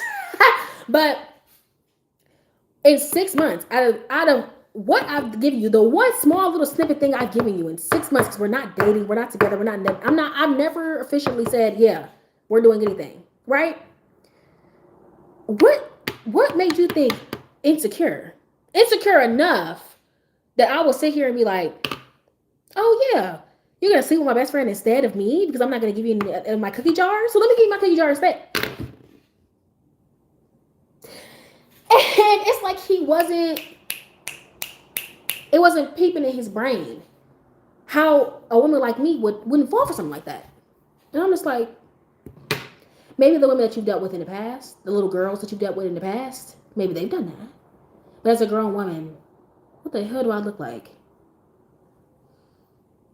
And as a grown man, I had to tell him, I was just like, I've never met anybody, but especially a man who's genuinely interested in a woman who would utter the name of another woman except for his damn mama in the presence of a woman that he's interested in. I've never heard of no buffoonery like that. You're interested in a woman, and in your attempt to try to get her to be with you or take the next level with you, you're going to insult her by saying that you're going to try to get at a close friend of hers. When has that ever worked? Genuinely, I would love to know the results. And I would love to know the two dumb bitches who let you do that shit. So I can talk to them. Because what? I've never met a grown man who's ever done that. Men don't even, when they're interested in a woman, they don't even like that woman going to clubs anymore. They don't even like them having male co-workers. Men don't like other men sniffing around their territory when they find them a good woman. At least mature, real men don't do that. And so in that moment, I saw myself getting my voice elevated. I'm getting irritated. I'm letting this man get me flustered. And I had to be like, I had to literally, when I tell y'all, I literally stopped in my tracks and I was just like, why am I yelling? I'm yelling. I'm looking around. This is my home. Why am I yelling in my home? Why am I arguing with a man that I've been dismissed weeks ago in my home? About a situation that I'm over. About a situation that I wasn't even starting for me to be over it. I knew that you was a piece of garbage. Hence the reason why I wasn't going to take any next steps with you. Do you understand that the only ever man who's ever been able to touch this body knew me for years? Años. I'm not talking about no 1, 2 year. These are dudes, the only two men who's ever touched me. Okay? And that way knew me for 3 years plus. 3 years plus. Like, you don't think I'm about to just... Sweetheart. And once I had that epiphany, I was like, oh yeah, I'm not even gonna argue with you. Get out. Remove yourself. I'm not gonna argue with you. What are we even talking about here? Let him go. Oh yeah. I didn't tell my property manager about the situation. I didn't tell my property manager about it because I just didn't think that it was... Honestly, to me in the moment, I didn't feel like he was like threatening me. I didn't think he was never that type of guy. Like when I say that he was a dude that was really like, for the most part, I guess you could say he's tender at heart, but he's just, the way I observed him is that he's so used to dealing with immature women in immature situations that he didn't know how to communicate with a woman like me. Right? And he said that to me actually. After we had that whole debacle and I told him to leave, we had a heart to heart because remember, he's the maintenance guy in my apartment. So he had to see me every now and again. If I had an issue in my apartment, he was there. He would, me and him were cool. Like I saw him as like a cool neighbor. Really, that's the most part. Like he's driven my car before because like I remember I was sick and I really wanted food and stuff, and so I just let him like drive my car for a day. And he was very respectful. He kept my car clean. He didn't do anything to the car. He gave me check-ins. He called me to see if I needed anything, like stuff like that. Like he was a really, really nice guy. He really cared about like, cleaning and stuff. But I could tell that his maturity level just wasn't there. Because when we had conversations in the past, he said things, actually in this conversation, after we had that big debacle, when he came back and like apologized for his behavior and things like that, we had conversations about his previous relationships. And I basically let him know like, well, you've burnt this bridge. Any idea of anything ever happening? I mean, that was never going to happen anyway. I don't deal with men with kids. But anything, even if there was a bit of a sparkle, baby, it's gone. You've ruined that permanently. So you're going to have to use this as a learning opportunity. However, when we started discussing his previous relationships, he's basically just like, I thought that this would work on you because other women that I've talked to, these type of tactics, not necessarily this type of particular thing that he used against me, but these type of tactics have worked for him in the past. And him just telling me about, how his previous relationships were, I was just like, now I see where you got this from. Now I see you've never come across a woman like me. And that's the reason why you're like, whoa, I didn't know what I was getting myself into. I didn't realize it was going to happen like that. And I was like, yeah. Well, unfortunately for you, I had a mother who, oh my God, I don't want to say beat into us because she didn't. She drilled into us so bad because my mom was a teen mom. She had 4 children by the time she was 21, I want to say. She became pregnant at 15, was a mother by 16. Okay, so my mom, having 3 daughters, she drilled in us not to end up like her. And so we're talking about years. If my mother didn't give a weekly 2-hour conversation about don't let these dudes play in your face, don't let them get in your cookie jar, don't let them like trick you with little lies about if you love me, you'll do this and that. My mom was very adamant about that. If there was one thing I remember from my childhood, it's them talks. And my mother did it with so much seriousness. I could see like her reliving her moments of wishing that she could have had this conversation with her mama. But my mom comes from a long stream of women who were teen mothers. So she didn't really have much example. So she decided to break the generational curse and drill that into her daughters that do not end up like me. Go to school, get a business, establish yourself, enjoy your youth, travel, have fun. My mom's sister, my aunt, she literally did that. And one of my favorite great aunts doesn't have any kids either. And they did that in their lives. My one auntie, she's a flight attendant. She's been a flight attendant for like 13 years. I loved her life. I want her life so bad. She's unmarried, no kids. She only cares about herself. Okay, she only takes care of herself.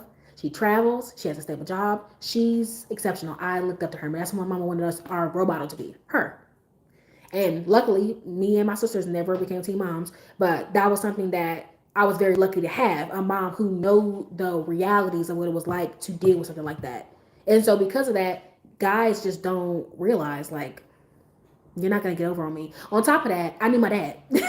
One thing about the 2 things for sure, your dad will teach you 1 or 2 things, okay? How to avoid bad men by being a good father, or how to avoid bad men by being a bad father, okay? My dad was not let's just say he had no business dating nobody, right? But I got to watch him as an example. He did get married, okay? So that was nice. So marriage is important to me. But relationship with my mom, relationship with other women, like my dad he got a lot of things to work on. I gotta just say it like that. And on top of that, my older brother, I got like dang near first person POV of what it was like to watch girls lose their mind over fuckboys. Because my brother was the poster child for that. And so looking at that, I had a mom who was always in my ear, and a brother who I'd be like, I don't want to end up like her. I've seen girls who were so sweet, had their lives going for them. My brother has gotten better. He's gotten better. But before, when he was a kid or a young adult, I would see girls who would be like so sweet, so nice, had everything going for them, and they would be crazy. They would turn crazy. He would make them crazy. I used to be like, you used to be so sweet. You had your job going for you, your school going for you, you had your little side hustle. What the fuck did he do to you? That you in here acting a fool? Since when? I didn't even know that you talk like that. I didn't even know that you cuss like that. But when you let a dude play with your mind, you just stuck. And now all of a sudden, you don't even recognize yourself. Oh, hell no. Oh, hell no.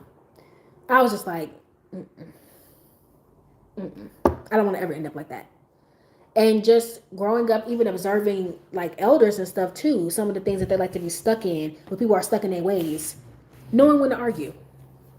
Like certain family members, I only see them sporadically. You might see me once every 5 years. And I might spend maybe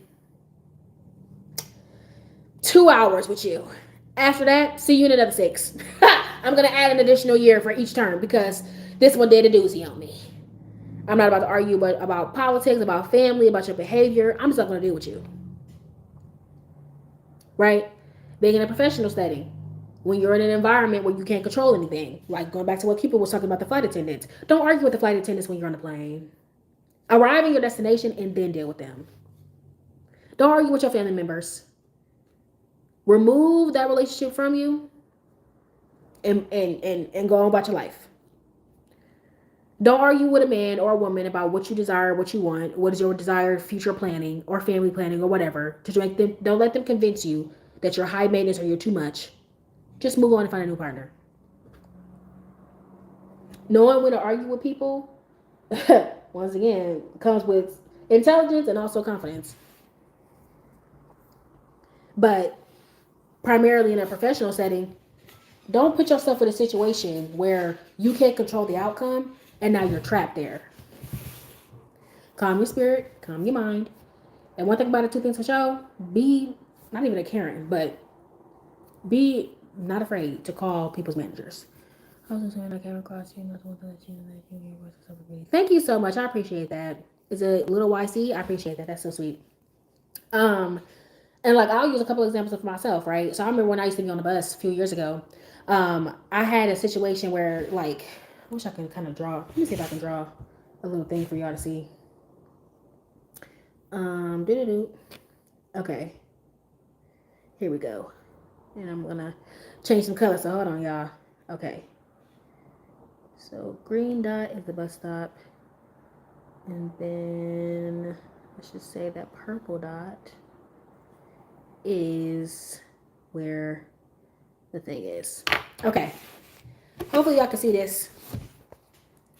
Okay. So imagine that this red line right here is a like corner. Okay. The little green dot right there is the bus stop where the actual stand is. And then the little purple dot right there is where the bus bench is. Okay. So the bus stop, like this one particular bus, will kind of like turn and come around the corner to where the bus bench is. Okay. If it's raining, if it's cold, you'll be inside of a bus bench, like where it's like covered so you can, stay out the elements. Okay. This is probably like a really chilly day. But basically, you can't really see it. Like how based off this thing, I kind of can like, let me see if I can edit it a little bit. Oh, damn it, it erased my entire thing. I didn't want to do that. Let's see if I can change it back. Hold on. Girl. Okay. So.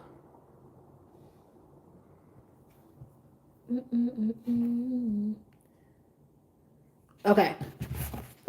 So this is like what the bus stop is kind of like, right?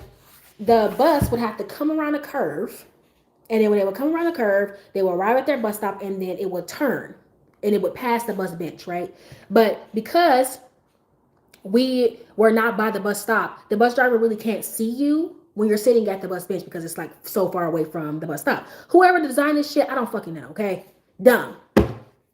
But basically, when I was standing by the bus bench, it was me and one other person. Basically, the bus that was supposed to turn came around past the bus stop, and once again, because it's a curve, we can't see when the bus is coming around the corner.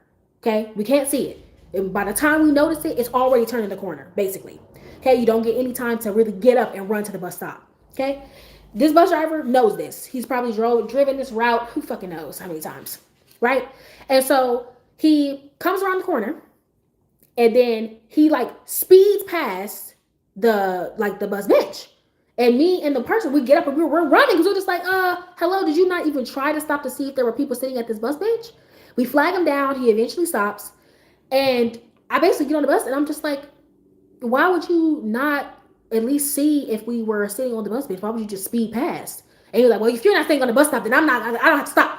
And I was just like, but you know that this bus bench is part of the bus stop. We can't design that the bus bench is far from the bus stop. And you know that this is a curve. We don't get no time to really get up and see. So why would you not at least try to slow down to make sure that there's no passengers sitting at the bus bench? I've seen you before. I know damn well that you are aware that there's a bus bench here and that people sit here, especially if it's cold outside. It helps with the wind and stuff so we're not out in the freezing. We at least get some type of barrier to prevent us from being cold. So why didn't you at least slow down? Why do we have to run after you? Well, you got to be on the bus stop. You got to be standing by the stop. And I said, that's absolutely ridiculous. And so me and him going back and forth. I said, you know what? I literally, right then and there, I said, I'm on the bus. I need this bus for transportation. I'm not about to argue with you. Okay? I gathered myself and I got on the phone and I literally said, that's what managers are for. That's what managers are for. I don't need to argue with you. That's what managers are for. So what did I do while on the bus? I got on the phone, ring a ding ding, call customer service. And it's just me and maybe one other person, maybe two people. But I think it was really just maybe three people max on a bus with me, right? And so I'm on the phone with customer service and I get transferred to a supervisor. After I complained to like the first lady, I get a supervisor. And I basically just explained the whole situation to the supervisor and the supervisor agreed with me. I was like, yeah, I just feel like it's absolutely ridiculous. They're saying that we have to be standing by the bus stop, but the bus bitch is there. Why wouldn't us as passengers not be able to use it? They should have been at least slowing down, whatever. And the superior, they agreed with me. They was like, yeah, that's what the bus bitches are for you to use them. No matter how far away from the bus stop they are, you know that the bus bitch is there for passengers to use. And you know that there's a curve coming up. You've been on this route multiple times. You know that this is how it's designed. So why would you make this a difficult situation? Didn't argue with the guy further. He didn't say anything to me. I didn't say anything to him. The next time he saw me, he had 0 words to say. Nothing. I don't know what the supervisor did. They apologized to me for the inconvenience and all the stuff that was going on. But I was like, why would I be arguing with you? I don't need to argue with you. There's customer service reps for that. There's people that I can speak to. You're a direct supervisor for that. I don't need to argue with you. It sounds really ridiculous. And at the end of the day, I'm not going to get what I want if I talk to you. So I'm going to end this conversation here, and I'm going to just go handle it in a separate space. Okay, Cupid is like an email warrior. She loves to go and go in and contact the corporate right after. And mind you, them if you get the CEOs like email and stuff like that, baby, they answer them emails promptly. When I say promptly, they immediately. If you don't get a message back the same day, you will get one the next day, because they are just that efficient, right? Because when you're the boss, you have to be, right? And so that was one situation. Not going to argue with you. You obviously are not intelligent enough to hold a conversation with me, or at least mature enough. So I'm just going to go above you. I do send emails as well and call customer service as well, because you're not about to be ruining my time on earth, like I tell you all the time. You're not going to be ruining my time on earth. I'm going to have a good time no matter if you like it or not, right? But another situation I had, this one is not one of my proudest moments, but at the exact same time, that's a masterclass in protecting your with. Exactly. This one's not my proudest moment, but at the same time, it's a funny story. So I'm going to tell you. Okay. Let's go back. I'm 24 now, 6 years ago. Woo! Jeez. Or 5 years ago. I think I was 18, either 18 or 19. I think I was 19. Me and my sisters, we were going to Chicago for the very first time to celebrate my 19th birthday. Okay. We get on the train. Okay. That was a doozy or whatever. We get in Chicago. This was our first time in Chicago by ourselves, okay? Not accompanied with anyone. Our first time exploring the city. Our first time really just doing anything in Chicago, right? And so we were in Chicago, and I don't know what was in the water or in the air that day, but everybody was rude. Almost, if not everybody, so many people that the good people was overshadowed, right? Like, when we finally landed in the city, we're walking around, and I'm in 6-inch heel boots, by the way. 6-inch heel boots. Okay. We get in there, it's hustling and bustling. It's busy as hell. I don't know if it was like a Friday or a Saturday. I think it might have been a Saturday. But people are hustling and bustling. A lot going on.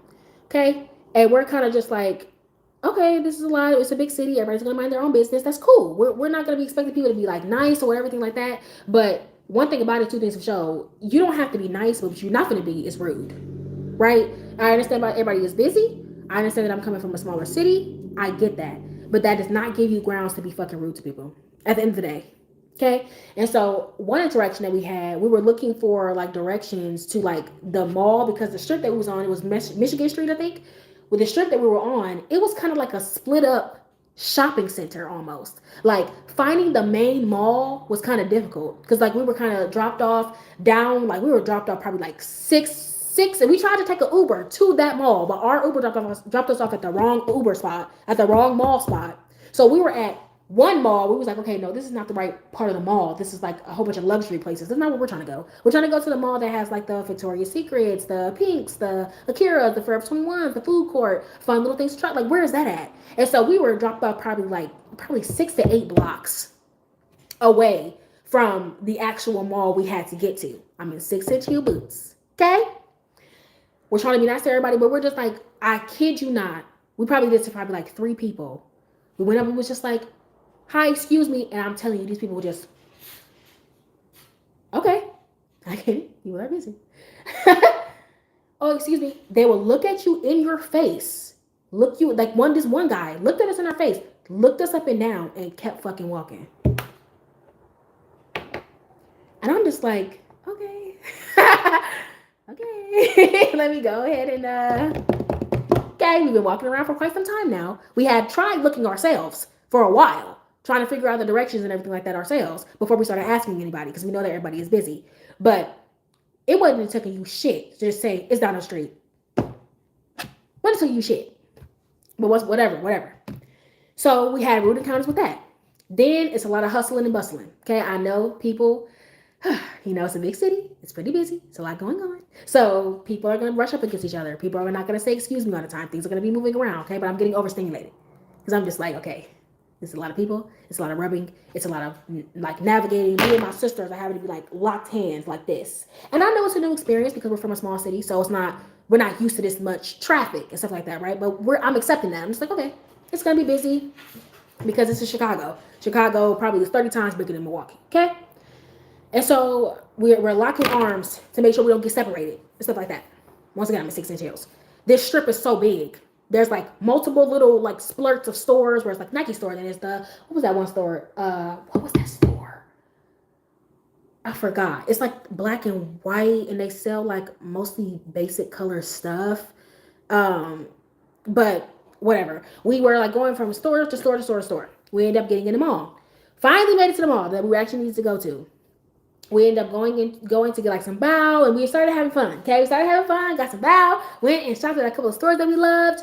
And then Tyrese or Terry's, whatever, you're on my live, so you can exit stage fucking left. Thanks. What a fucking loser. Who goes into somebody else's live that's voluntary and then tells them to stop talking? Please show me the ticket for where you purchased to be here against your will. This is the type of stupidity I'll be talking about. Anyways, we went to all the stores, we got us some food, we're having a good time, right? Then we end up getting to Forever 21. Okay, this was back when I worked at Forever 21. We went in there and the manager is freaking rude. Now the workers weren't too bad. We got to chat it up with them and have a good time. But the manager, he's rushing me. He's like, "There's customers behind you." Because I'm looking through my thing because he found out that I worked at Forever 21 in Milwaukee. So I don't know why he thought that, oh, he's just gonna treat me like shit because I also work at another Forever 21. It doesn't matter if I work at another Forever 21. You don't treat me like that. I'm a customer. Right now, I'm not working. I'm a customer. So you treat me like a customer. Talk about oh yeah, there's customers behind you. I don't give a fuck. I'm a paying customer. I'm shopping. It doesn't matter if there's somebody behind me. So why is their time way more important than mine? Why is their money more important than my money? The fuck? And me working, I was a manager at Forever 21, so I'm just like, this is not how you behave as a manager myself. This is not how you behave. The fuck is wrong with you? And I'm using my Forever 21 credit card, which they love. So you should be treating me like the Queen of England. What the hell? I'm just like, okay, 6-inch heels. Remember that? Okay. So I'm like, okay, let me calm myself down. Don't blow up in here, Coin. Okay, you've been dealing with rude people all day. People have been being weird all day. Just don't pop off in here. Should I have my filter on time messages on accident? I missed that one. I have filter on messages. Yeah. It's fine, y'all. I really don't care. It gives me a way to cuss somebody out, so it's fine. But y'all working double time, so I always appreciate my ladies. Anytime y'all can get them, I appreciate it. But basically, we end up leaving that Forever 21 after that weird ass encounter with that dude, and then we ended up saying, okay, our train is going to be coming in about maybe an hour. Let's order some food. Okay, so we can just grab some food. We didn't have like Wild Bao. We didn't have bao buns and stuff back in Milwaukee. So I said, we're never going to get a chance to have bao again. So let's just grab it before we go. The first time we ordered when we first came in, literally the people like made it in like maybe 5 minutes. It didn't take them long at all. But this time, we don't know what was going on. We didn't know if they were short-staffed. We didn't know if it was just because it was busy. We didn't know if they were running out of ingredients. But for some reason, they took astronomically long on our food. When I say so long, I mean like probably 20, maybe close to 30 minutes. We finally get our food because we paid for it. So we finally got our food. We get into our Uber. Now we're stressed out because now we only have about 15 minutes to get to our train. because these people took so long. We had about like maybe 15 minutes to get to our train, but the train wasn't that far. That's another reason why we felt like, okay, we're comfortable enough to get food here because our train station's maybe 7 minutes away, maybe 10 with traffic. So we'll have plenty of time if we order it now. If we're about 45 minutes to an hour out, we'll have enough time to get there. And I understand that's naive coming from a small city. In our train station, we can just walk into the train and boom, we good, right? And they leave on time. We know that. But they will let you on if you have like 2 minutes left. They'll still let you on. But that's Milwaukee, right? We were naive with that when it came down to a bigger city. So we end up getting into our Uber. Bless our Uber heart, right? When I say rush, he's running red lights. He's rushing because we're like, we're about to miss our train. Like we're not from here, right? So he's literally rushing us to the train station. And we're just like, oh my God, we're gonna miss it. But he gets us there, so we're like 7 minutes to spare. He was zooming. We appreciate him so bad. I don't remember his name. But we eventually get to the train station. And remind you, once again, 6-inch heels. We're running down the stairs. Sprinting. We're trying to get down there, whatever. We still got like a good 6 minutes left, maybe 5 minutes left. By the time we get down there, we got about 5 minutes to load the train. Okay? We get down there, and basically we're trying to run because we see where our train is. We see our train. We're like, okay, we got 5 minutes. Let's go. If we sprint, we can make it. And we get stopped by the train attendants. And we're just like, hello, what do you want? And they're just like, well, the train, you're not gonna get on the train. And we're just like, why not? And because you need to be here a few minutes before. We don't let people on 5 minutes before the train is about to leave. And we're just like, well, we're not from here. We're already here. We don't have a lot of shit, by the way. It's just our little shopping bags that we have bought. We don't have luggage or nothing like that. It's just bags and shopping bags in our hands and a food bag. With the train's right there. And then it's just like, well, no, we don't do that. Da da da da. And all this extra stuff. I don't even know if anybody's going to say anything. Oh, girl, just ignore her. Where it's like, well, we don't have a lot of the trains right there. And then they started lying. It'd be like, no, the train already left. The train is already gone. Me look at phone. Me look at train number. Train number on phone. Match train right there. The train's right there. You're holding us up. We could be on the train by now. They're arguing with us. Mind you, it's already like 8 o'clock at night. Okay? Once again, we're not from here. And we don't want to stay overnight or anything like that. These people argue us down. We watch our train drive off. Whew, y'all. Whew, watching that train drive off. Oh my gosh. The 5 minutes they took arguing with us, watching that train drive off, I was livid.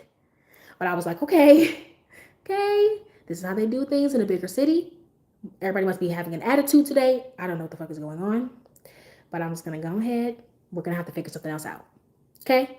My sisters, they're relying on me because I'm the oldest, obviously. And so they're sitting around and they're chilling. We have to go to this little place to go get a new accommodations for us to get home. So I get up to the desk, basically. And before I actually speak to the lady, she has like maybe like 2 or 3 people in front of me. The lady is rude. Okay? Next! Okay, what do you need? Okay, she's rude. Okay?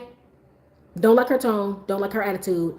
I'm already in my brain mentally prepared. I'm already mad because I just got done running down steps and through a train station in 6-inch fucking heels after walking in 6-inch heels for like 6 or 7 hours.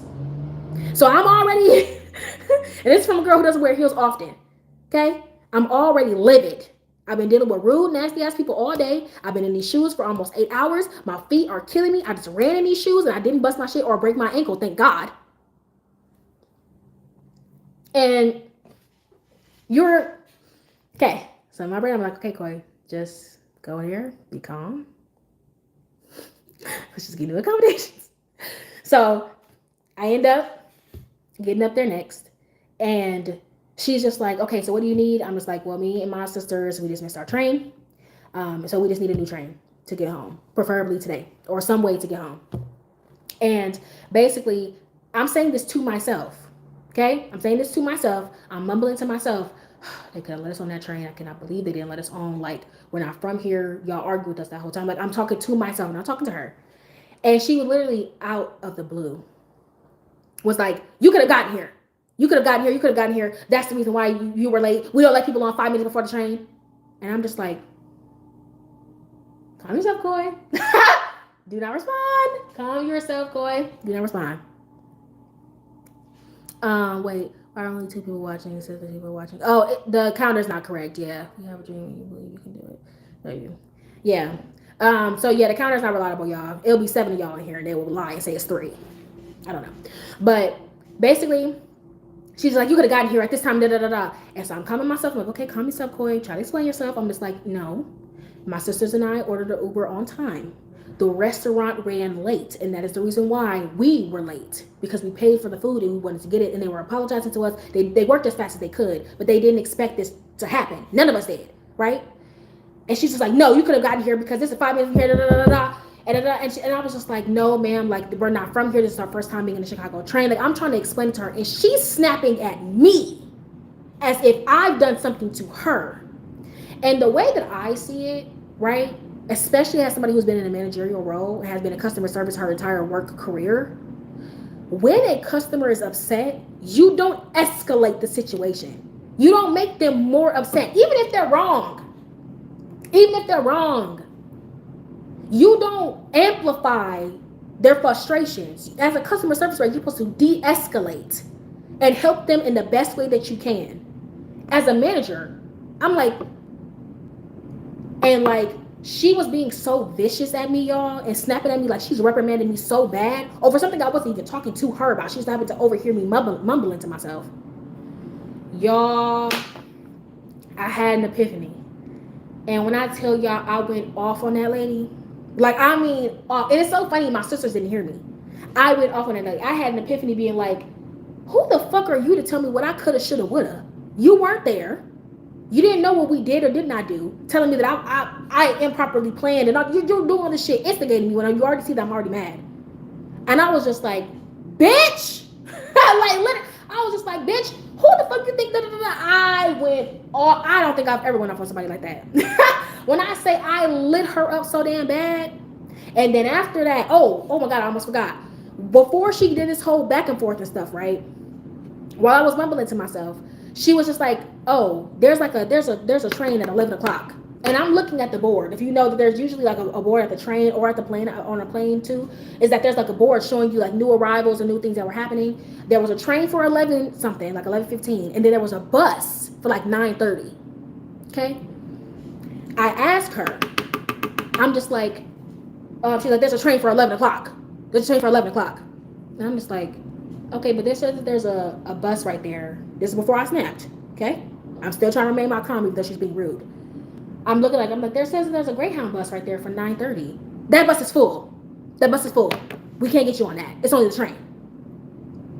And I was just like, okay, that means that we're going to get home probably close to 2 o'clock in the morning. We didn't want to do that because some of us have to work at 7 a.m. But, okay, whatever. And that's when I started mumbling to myself, like, oh my God, they could have let us on the train. I can't believe we're going to be so late. Somebody got to be at work in the morning. Well, both of us had to be at work in the morning. This is not going to be really good for our schedules, whatever. And so after I snapped at her, I was like, get me your manager right now. I don't care about nothing else. Don't say shit else to me. Give me your manager immediately, because you're rude as fuck. This is not how you do your job. As a manager myself, I'm like, how are you comfortable talking to a customer like this? Do you not give a fuck about your job? Excuse me? But there are people, man, I can't stand people like that. Yeah, and I usually, as a customer service person myself, I've had my moments where I could be a little snippy, but I try my best not to be rude. I try my best not to go off because it's not your fault, right? But at the same time, it's just like, even though I've had my little snippy moments, I do apologize if I do get snippy. But at the end of the day, knowing that I work in customer service and I'm a manager myself, this is not how you handle a situation like this. Even if you felt like the customer was in the wrong, you don't tell them the customers that they were in the wrong. You don't go back and forth with them. Thanks, Cammie. I appreciate that. You don't go back and forth with them. You don't instigate. You don't make the situation worse. You say, I'm sorry about that.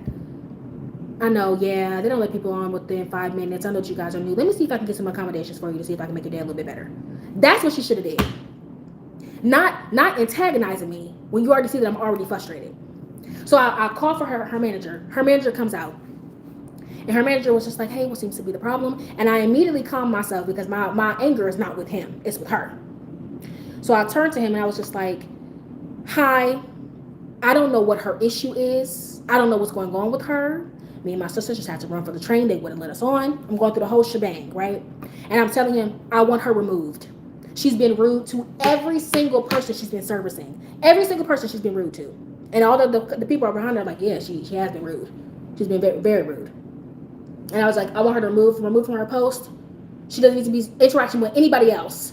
People are already stressed out when they're traveling. We don't need that type of energy this late at night. And he was like, yeah, I'm so sorry. And I'm telling him, like, as a manager myself, like, I don't know how she thought that this was the appropriate response for a situation like this. I don't know where she would ever think this type of response would ever be warranted, but especially when a customer is already frustrated. Yeah, you thought to what was it, fume the flames or whatever? So he was like, yeah, let me take care of you. Come into the private lounge. Let me take care of you, whatever. We go to the private lounge. This man is very kind, extremely kind. We get to the private lounge, and he's just like, yeah, I'm basically going through the whole shebang of how we're frustrated and everything, and how she should have handled it, how he handled it. Basically saying, yeah, 5 minutes. They don't do that here. Chicago's just a bigger city. We have to get things done faster and in a more efficient way. So, arriving and trying to get on a train within 5 minutes is just not going to work because the train has to have everybody loaded, do our countdown, and then we go. And I was like, understandable. We made a mistake. That's on us, right? And so then he was like, okay, let me just look at the accommodations that I can look for you. And I was like, okay, cool. So then he's going through, he was like, okay, well, we have an 11:30, or 11:15 train. Did you want to do that? And I was like, is there not anything else, truly? Just to make sure, because us getting home 2, 3 o'clock in the morning, it's not going to work, right? And he was just like, well, there is a Greyhound bus for 9. And I was like, she said that was full. And he was like, no. So you lied, bitch. You lied. For what reason exactly? You lied. Before I snapped on you, you lied and said that the bus was full. Yo, tell me why we were the first people on the bus. And the bus didn't get full of new passengers until we were almost home. And even then, it was still 3 or 4 seats open. So you just straight up lied. You just lied. For what reason exactly? You were trying to instigate some shit. You were trying to cause a problem. You were trying to cause, exactly. She was looking for a fight, and I gave you one. I gave you one. I don't work here. I don't even live here. We're more likely never gonna see each other ever again. You don't know what somebody is going through throughout their day. And you decided to call yourself popping off on me over a situation that didn't even really involve you. All you need to do is find me a new accommodation for me to travel home. That's all you need to do. Why are you making this into a big old deal? But I mean, in the moment, cussing her out felt very good. I'm not gonna lie. After all the stress I was dealing with that day, and my feet was hurting, yeah. Exactly. Chaos seeking. Havoc wreaking freaks. Weird.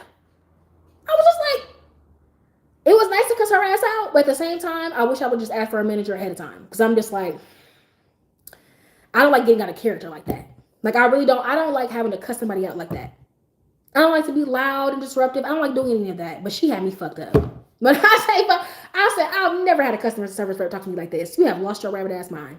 But I wish I would have just called the manager immediately and let him know the problem and let him take care of me, because that way I wouldn't have to get out of pocket like that.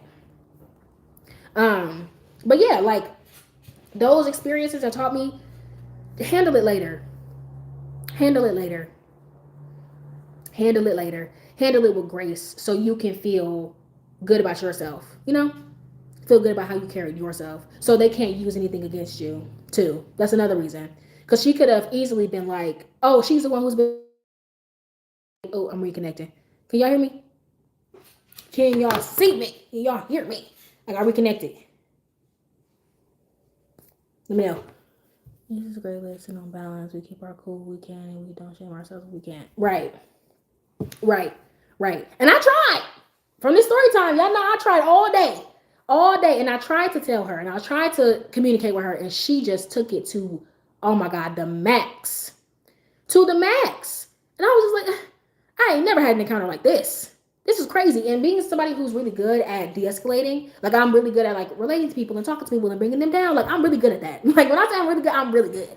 Okay? So it's just knowing all in my head how you could have done that. This is not even a situation where a customer even warrants that type of response where you can get frustrated. And I know that customers can get frustrated as hell. Trust me, I've had to deal with some pretty crazy nuts out there. But in this situation, if I was in her shoes and she had a customer and I had a customer like her, I would just been like, I'm sorry about that. I know that sucked. This is a bigger city. You said this is your first time here. Yeah, That's how it is. I know probably in Milwaukee, they probably let you guys on at any time because, as long as it's not past the time that the train is supposed to leave because it's small. But yeah, Milwaukee is so tiny. Y'all probably on our one little level, we probably got 25 people getting on. Probably in Chicago, they probably got close to 1,000. So, especially on a weekend and stuff like that, you just never know. They got so many things going on here. And I guess just in my brain, the naivete in my brain at that time was just like, well, Milwaukee and Chicago are super close together. They can't be that different, you know. It was our first time riding the train too, so it was just kind of like just us not knowing. But at the end of the day, it would have been fine if she would have just told me, still hold me accountable, and be like, you got to get here at this certain time. Some people even come about 30 minutes early just to make sure that they are ready to get in line and get on the train. So there's no cutoff or anything like that. Still hold us accountable, so we'll learn and we'll know, we'll grow, we'll be better for next time. But you don't talk to a customer like that, especially when they're already upset, especially when they're wondering how they're gonna get home and things like that. It's been doing that for me the whole last time too. Yeah, I don't know what's going on. That's my first time getting the reconnection thing. Sorry, y'all. If y'all need me to repeat some stuff, let me know. Let me know. I don't, I'm an avid repeater. But hopefully y'all still able to get the general gist of the live and everything. But yeah, like that was the one time that I really had to get really out of character, like really out of character. But I am a strong advocate of just dealing with that shit later. And especially like when I finally reached a caliber of having like, more money and just being able to, afford a lot of more things. I've been hearing some of the most craziest stories known to man. Like there's a couple of times I've heard stories where people who are wealthy, very wealthy, living in very expensive condos, you talk about $7,000 a month, people who are well off, getting into it with, not to, I hate saying this because it feels like demeaning, but like the help, like the assistants, the maintenance people. There was one lady who had said that she was swimming in her condo. And I think she said her rent was like, oh my God, Cat's Eye, thank you so much. I appreciate that. That is so sweet. It was basically this lady where she was like, oh, I was going to my pool in my condo. She probably, I don't even know how much her rent was. I think it was close to like five to 7,000 a month. And she was like, yeah, I was going to the pool in my condos, and every single time I would go to the pool, like later in the evening, the maintenance man will bother me. It's definitely only took like 2 or 5 seconds to pick up. That was missed. Oh, okay, cool. I'm just making sure. Yeah, every single time that she would go, Cat's Eye, you're so sweet. Thank you so much. Every time she would go to the pool, the maintenance man would have something to say to her. He would always be saying something to her. You can't be here. You gotta go. It's closed at this time. It's closed. And she'd be like, okay, whatever. And so then one day she asked her property manager. She was like, is the pool closed at a certain time? Because I don't remember seeing anything like that in my lease. And she was like, no. The pool does not close at a certain time. You can go to the pool whenever you want. You're a resident. You can go, what? Those amenities are free for you to use. It doesn't matter. And so then she was like, okay, cool. So she ended up going back to the pool. And then the very next time, the maintenance man addressed her. And was like, so you need to leave and all that stuff. And she told him, no, I spoke to the property manager. They let me know I don't need to leave. I can stay here as long as I want to. The pool will never close. It's a pool. I don't need to close. It doesn't need to close. It probably closes in the winter or something like that. But I don't need to leave. It's the middle of the spring, winter, whatever. The pool is open. So what are you talking about? He calls himself trying to argue with her. And honestly, y'all, I don't understand how people do it. Genuinely. I'm not trying to be mean or anything like that. But when I tell you, there's no way I'm paying $5,000 to $7,000 to stay somewhere. Some people live in a penthouse and pay $10,000 plus a month to live in an apartment. And your ass is telling me where I can and cannot go. And you're the maintenance man. Like, can you even afford to talk to me? Like, what? I've heard some conversations where, like, the lady Cupid that I follow, she's going to places like Hermes and stuff like that, which is like, if y'all don't know what Hermes is, it's basically a very expensive, like, bag store. Like, these bags can be anywhere from $30,000 to who knows how much, right? And so she would go in there and, like, the salespeople will try to treat her like she doesn't matter, or try to just give her any old thing, or treat her something. And I'm just like, I couldn't imagine making your salary in a month's time, and you're telling me what bag you're going to give me, treating me any kind of way. There's no way I'm paying $7,000 for a business flight, and you're talking to me sideways.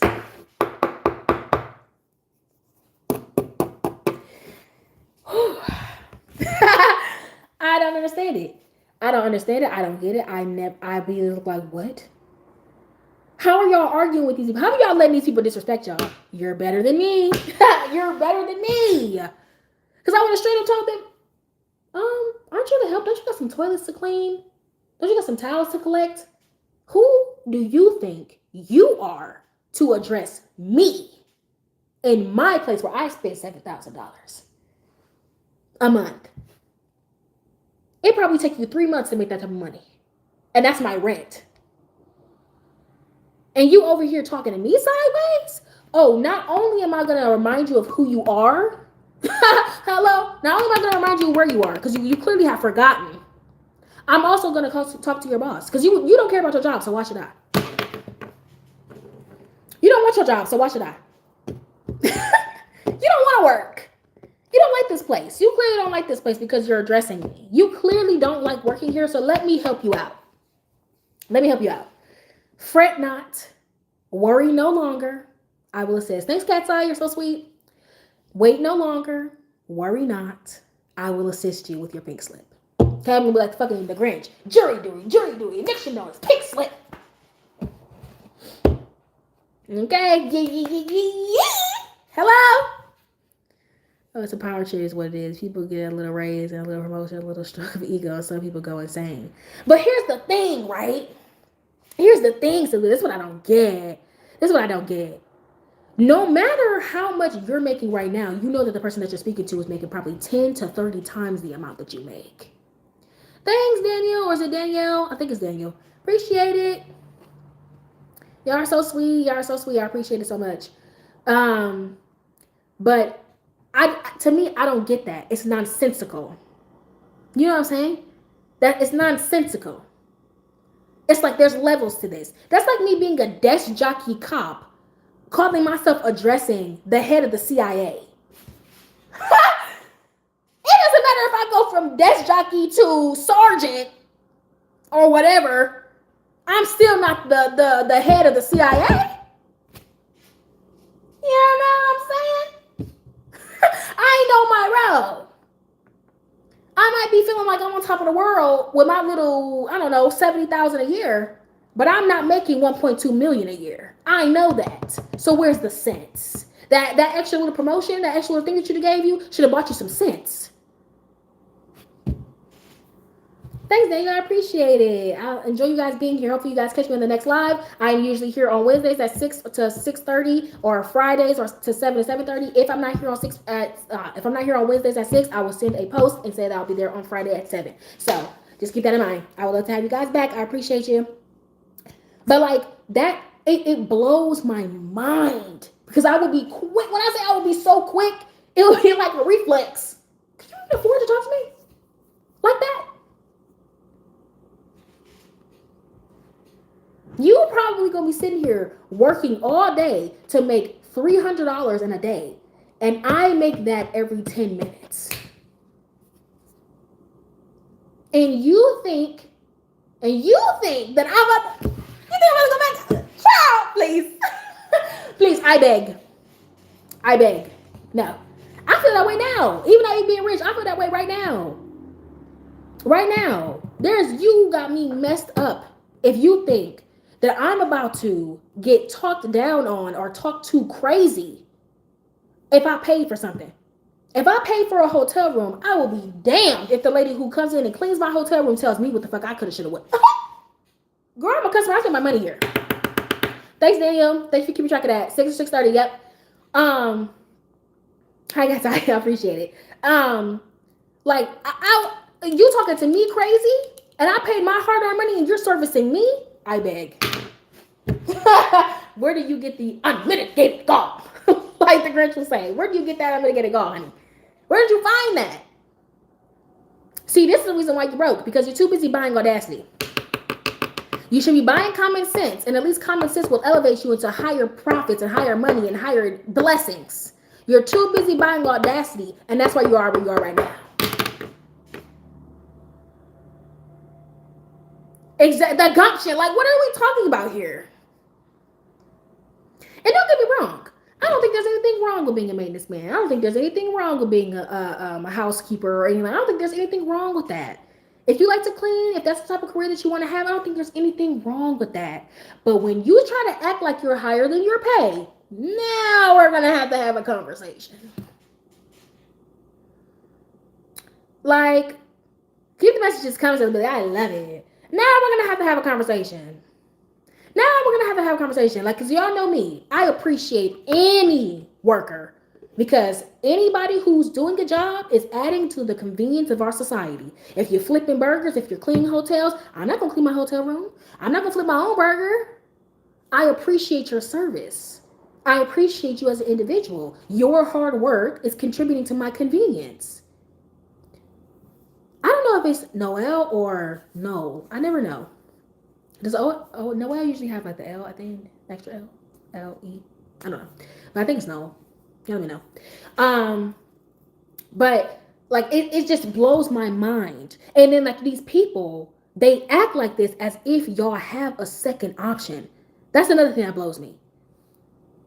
You don't have a second, you know what I'm saying?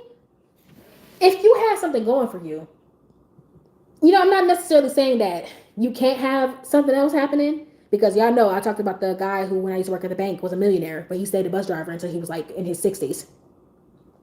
The guy who was a bus driver, he was a multimillionaire. I'm not saying that you can't have anything else going for you, but you better. You better have, hello? You better have millions in the bank for you to be pulling stuff like this. Pulling stuff like this. But 9 times out of 10, they don't have that. And then they'll be crying to the internet saying, well, I need this job. How am I going to feed my kids? You weren't thinking about feeding your children when you was on that power trip. How am I going to pay my bills? You weren't worried about paying them bills when you call yourself disrespecting a customer, knowing damn well that your boss is going to choose the customer over you every time. You wasn't worried about none of that. None of that. When you was causing yourself causing a scene.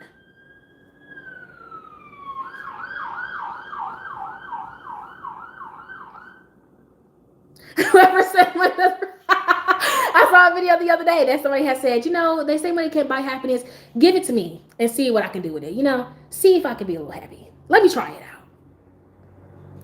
Yeah, somebody is always in trouble in Milwaukee. But sometimes Milwaukee police can be a little dramatic too. Sometimes. Not all the time, but sometimes. Somebody's always in trouble in this dang city. There's too much going on. Too much and not enough. Okay? Too much nonsense, not enough sense. Hello? One thing I will always say though, money can buy happiness, but it cannot buy fulfillment. Okay? Can't buy joy, can't buy passion. You can have all the money in the world and be empty. Be an empty shell. Empty shell. And as a matter of fact, some people, I feel like most people, and that's just me giving an opinion, but I feel like most people who are really wealthy, they lack a lot of fulfillment. So, but it's just like they lack a lot of fulfillment, and mainly it's because they don't really have genuine connections for real. Like I picture a lot of people who have a lot of money, like, and people know that they have a lot of money. It's kind of like the Great Gatsby. You know what I'm saying? You're surrounded by people, but they don't. You know what I'm saying? They're not really. It's harder when you have something that people can take advantage of. It's harder for you to formulate genuine connections. I'll say that. That's what it feels like. When you have something to offer somebody, it's much harder for you to find someone who genuinely cares about you for you, or if they just care about you or they're pretending to care about you because you have something that you can give them, And the more money you have, fame, connections, you have to question that. And that's one reason why I'm not grateful that I grew up poor, but I'm also grateful that I didn't grow up in environments around people who are known for being disingenuous. Hold on, let me see. They said about how much chilling, not giving a fuck what other people think or say. Exactly. Okay. What you got in there? Everyone for a certain price. I don't think so. Honestly, Ghost, I feel like money doesn't change you, not in a negative way. I think the money just amplifies who you already are as a person. So if you're already somebody who's selfish, you just need the money and the resources in order for you to continue in that selfishness. continue and mistreating people. You just don't have the resources to do it.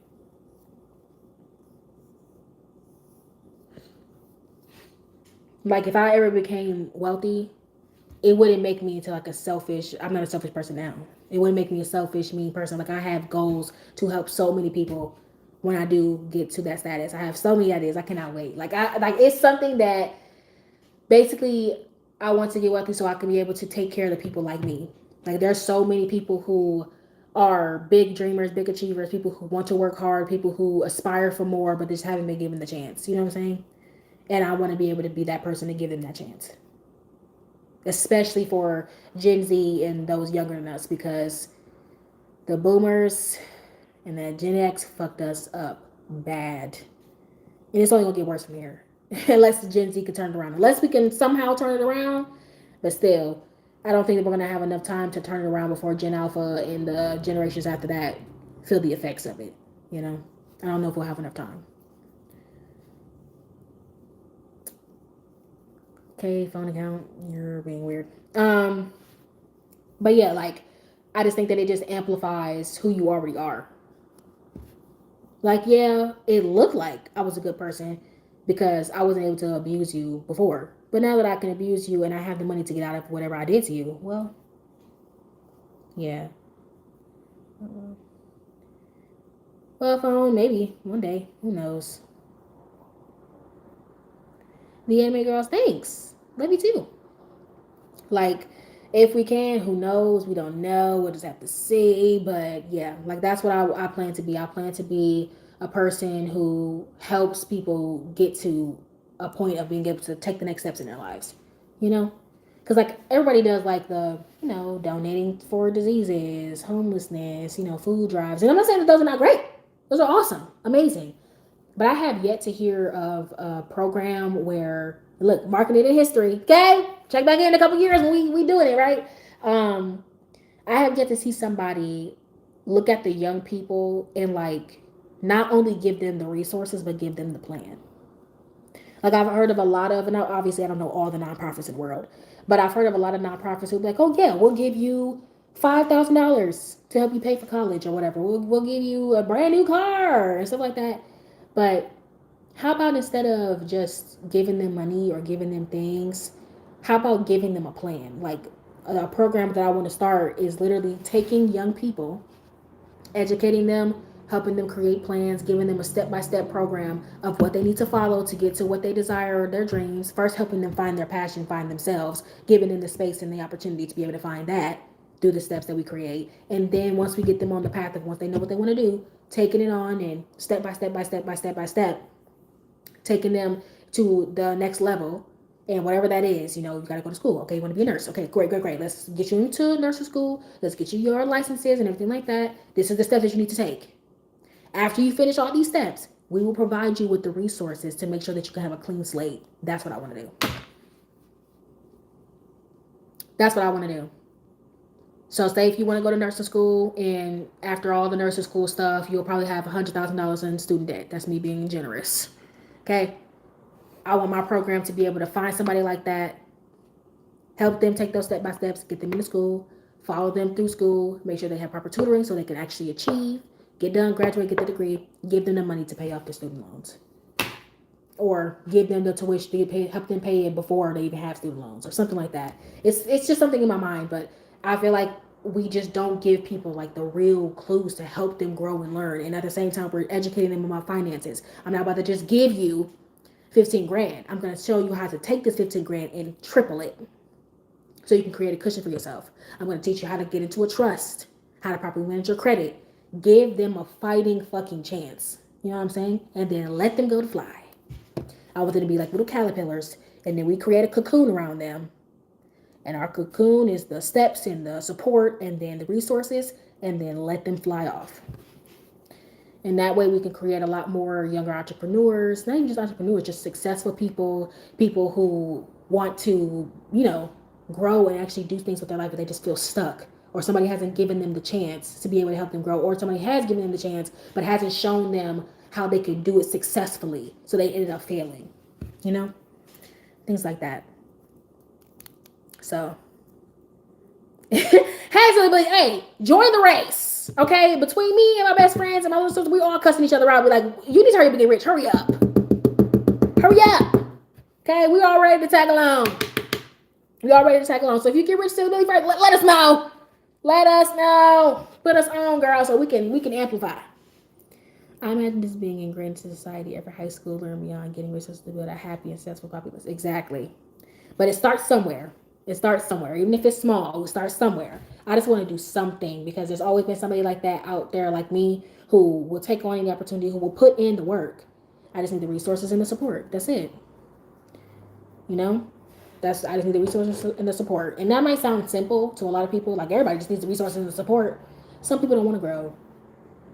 My program is not going to be a handout. My program is not going to be something that, oh, we do the work for you. No, we don't do the work for you.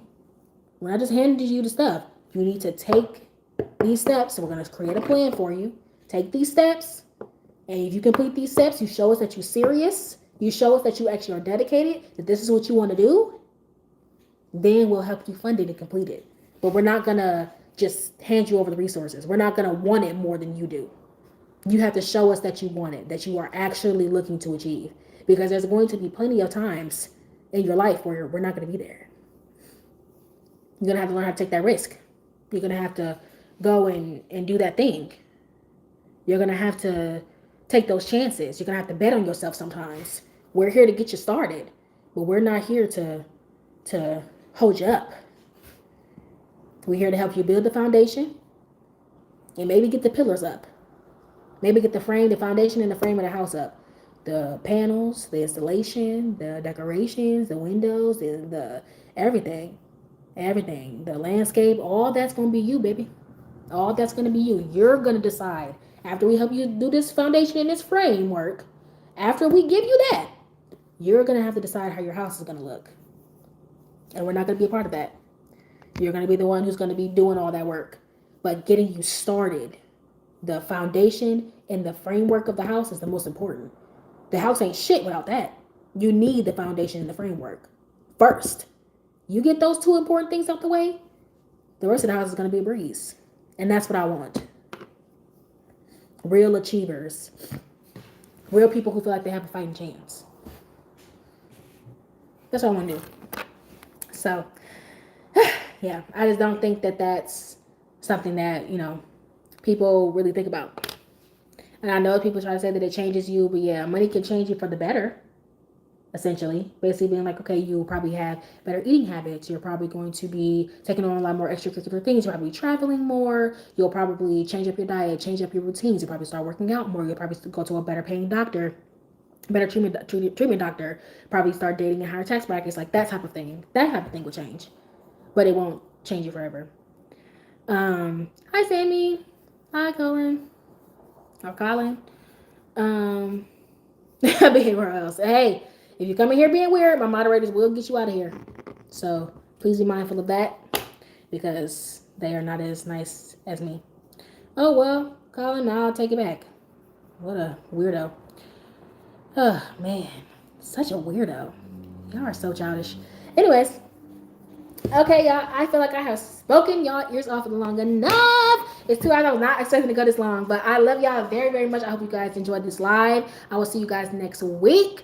Also, probably not this week, but be looking out for the end of the year videos as I did last year, the bloopers and the vanished, the blooper videos and the best moments end of the year videos. Those are coming out at the end of the year on the 30th and the 31st. So be looking out for those because they're going to be hilarious. I cannot wait for y'all to see the bloopers because they're so funny. And this will give my new viewers a chance to be able to see all the videos that you missed. We had a good time this year. I think I did at least. So hopefully you guys had a good time with me. Once again, I love you very, very, very, very, very much. And I will see you next week, either next week, Wednesday or Friday, which I know I'll make a post if it is on Friday. Okay. Bye.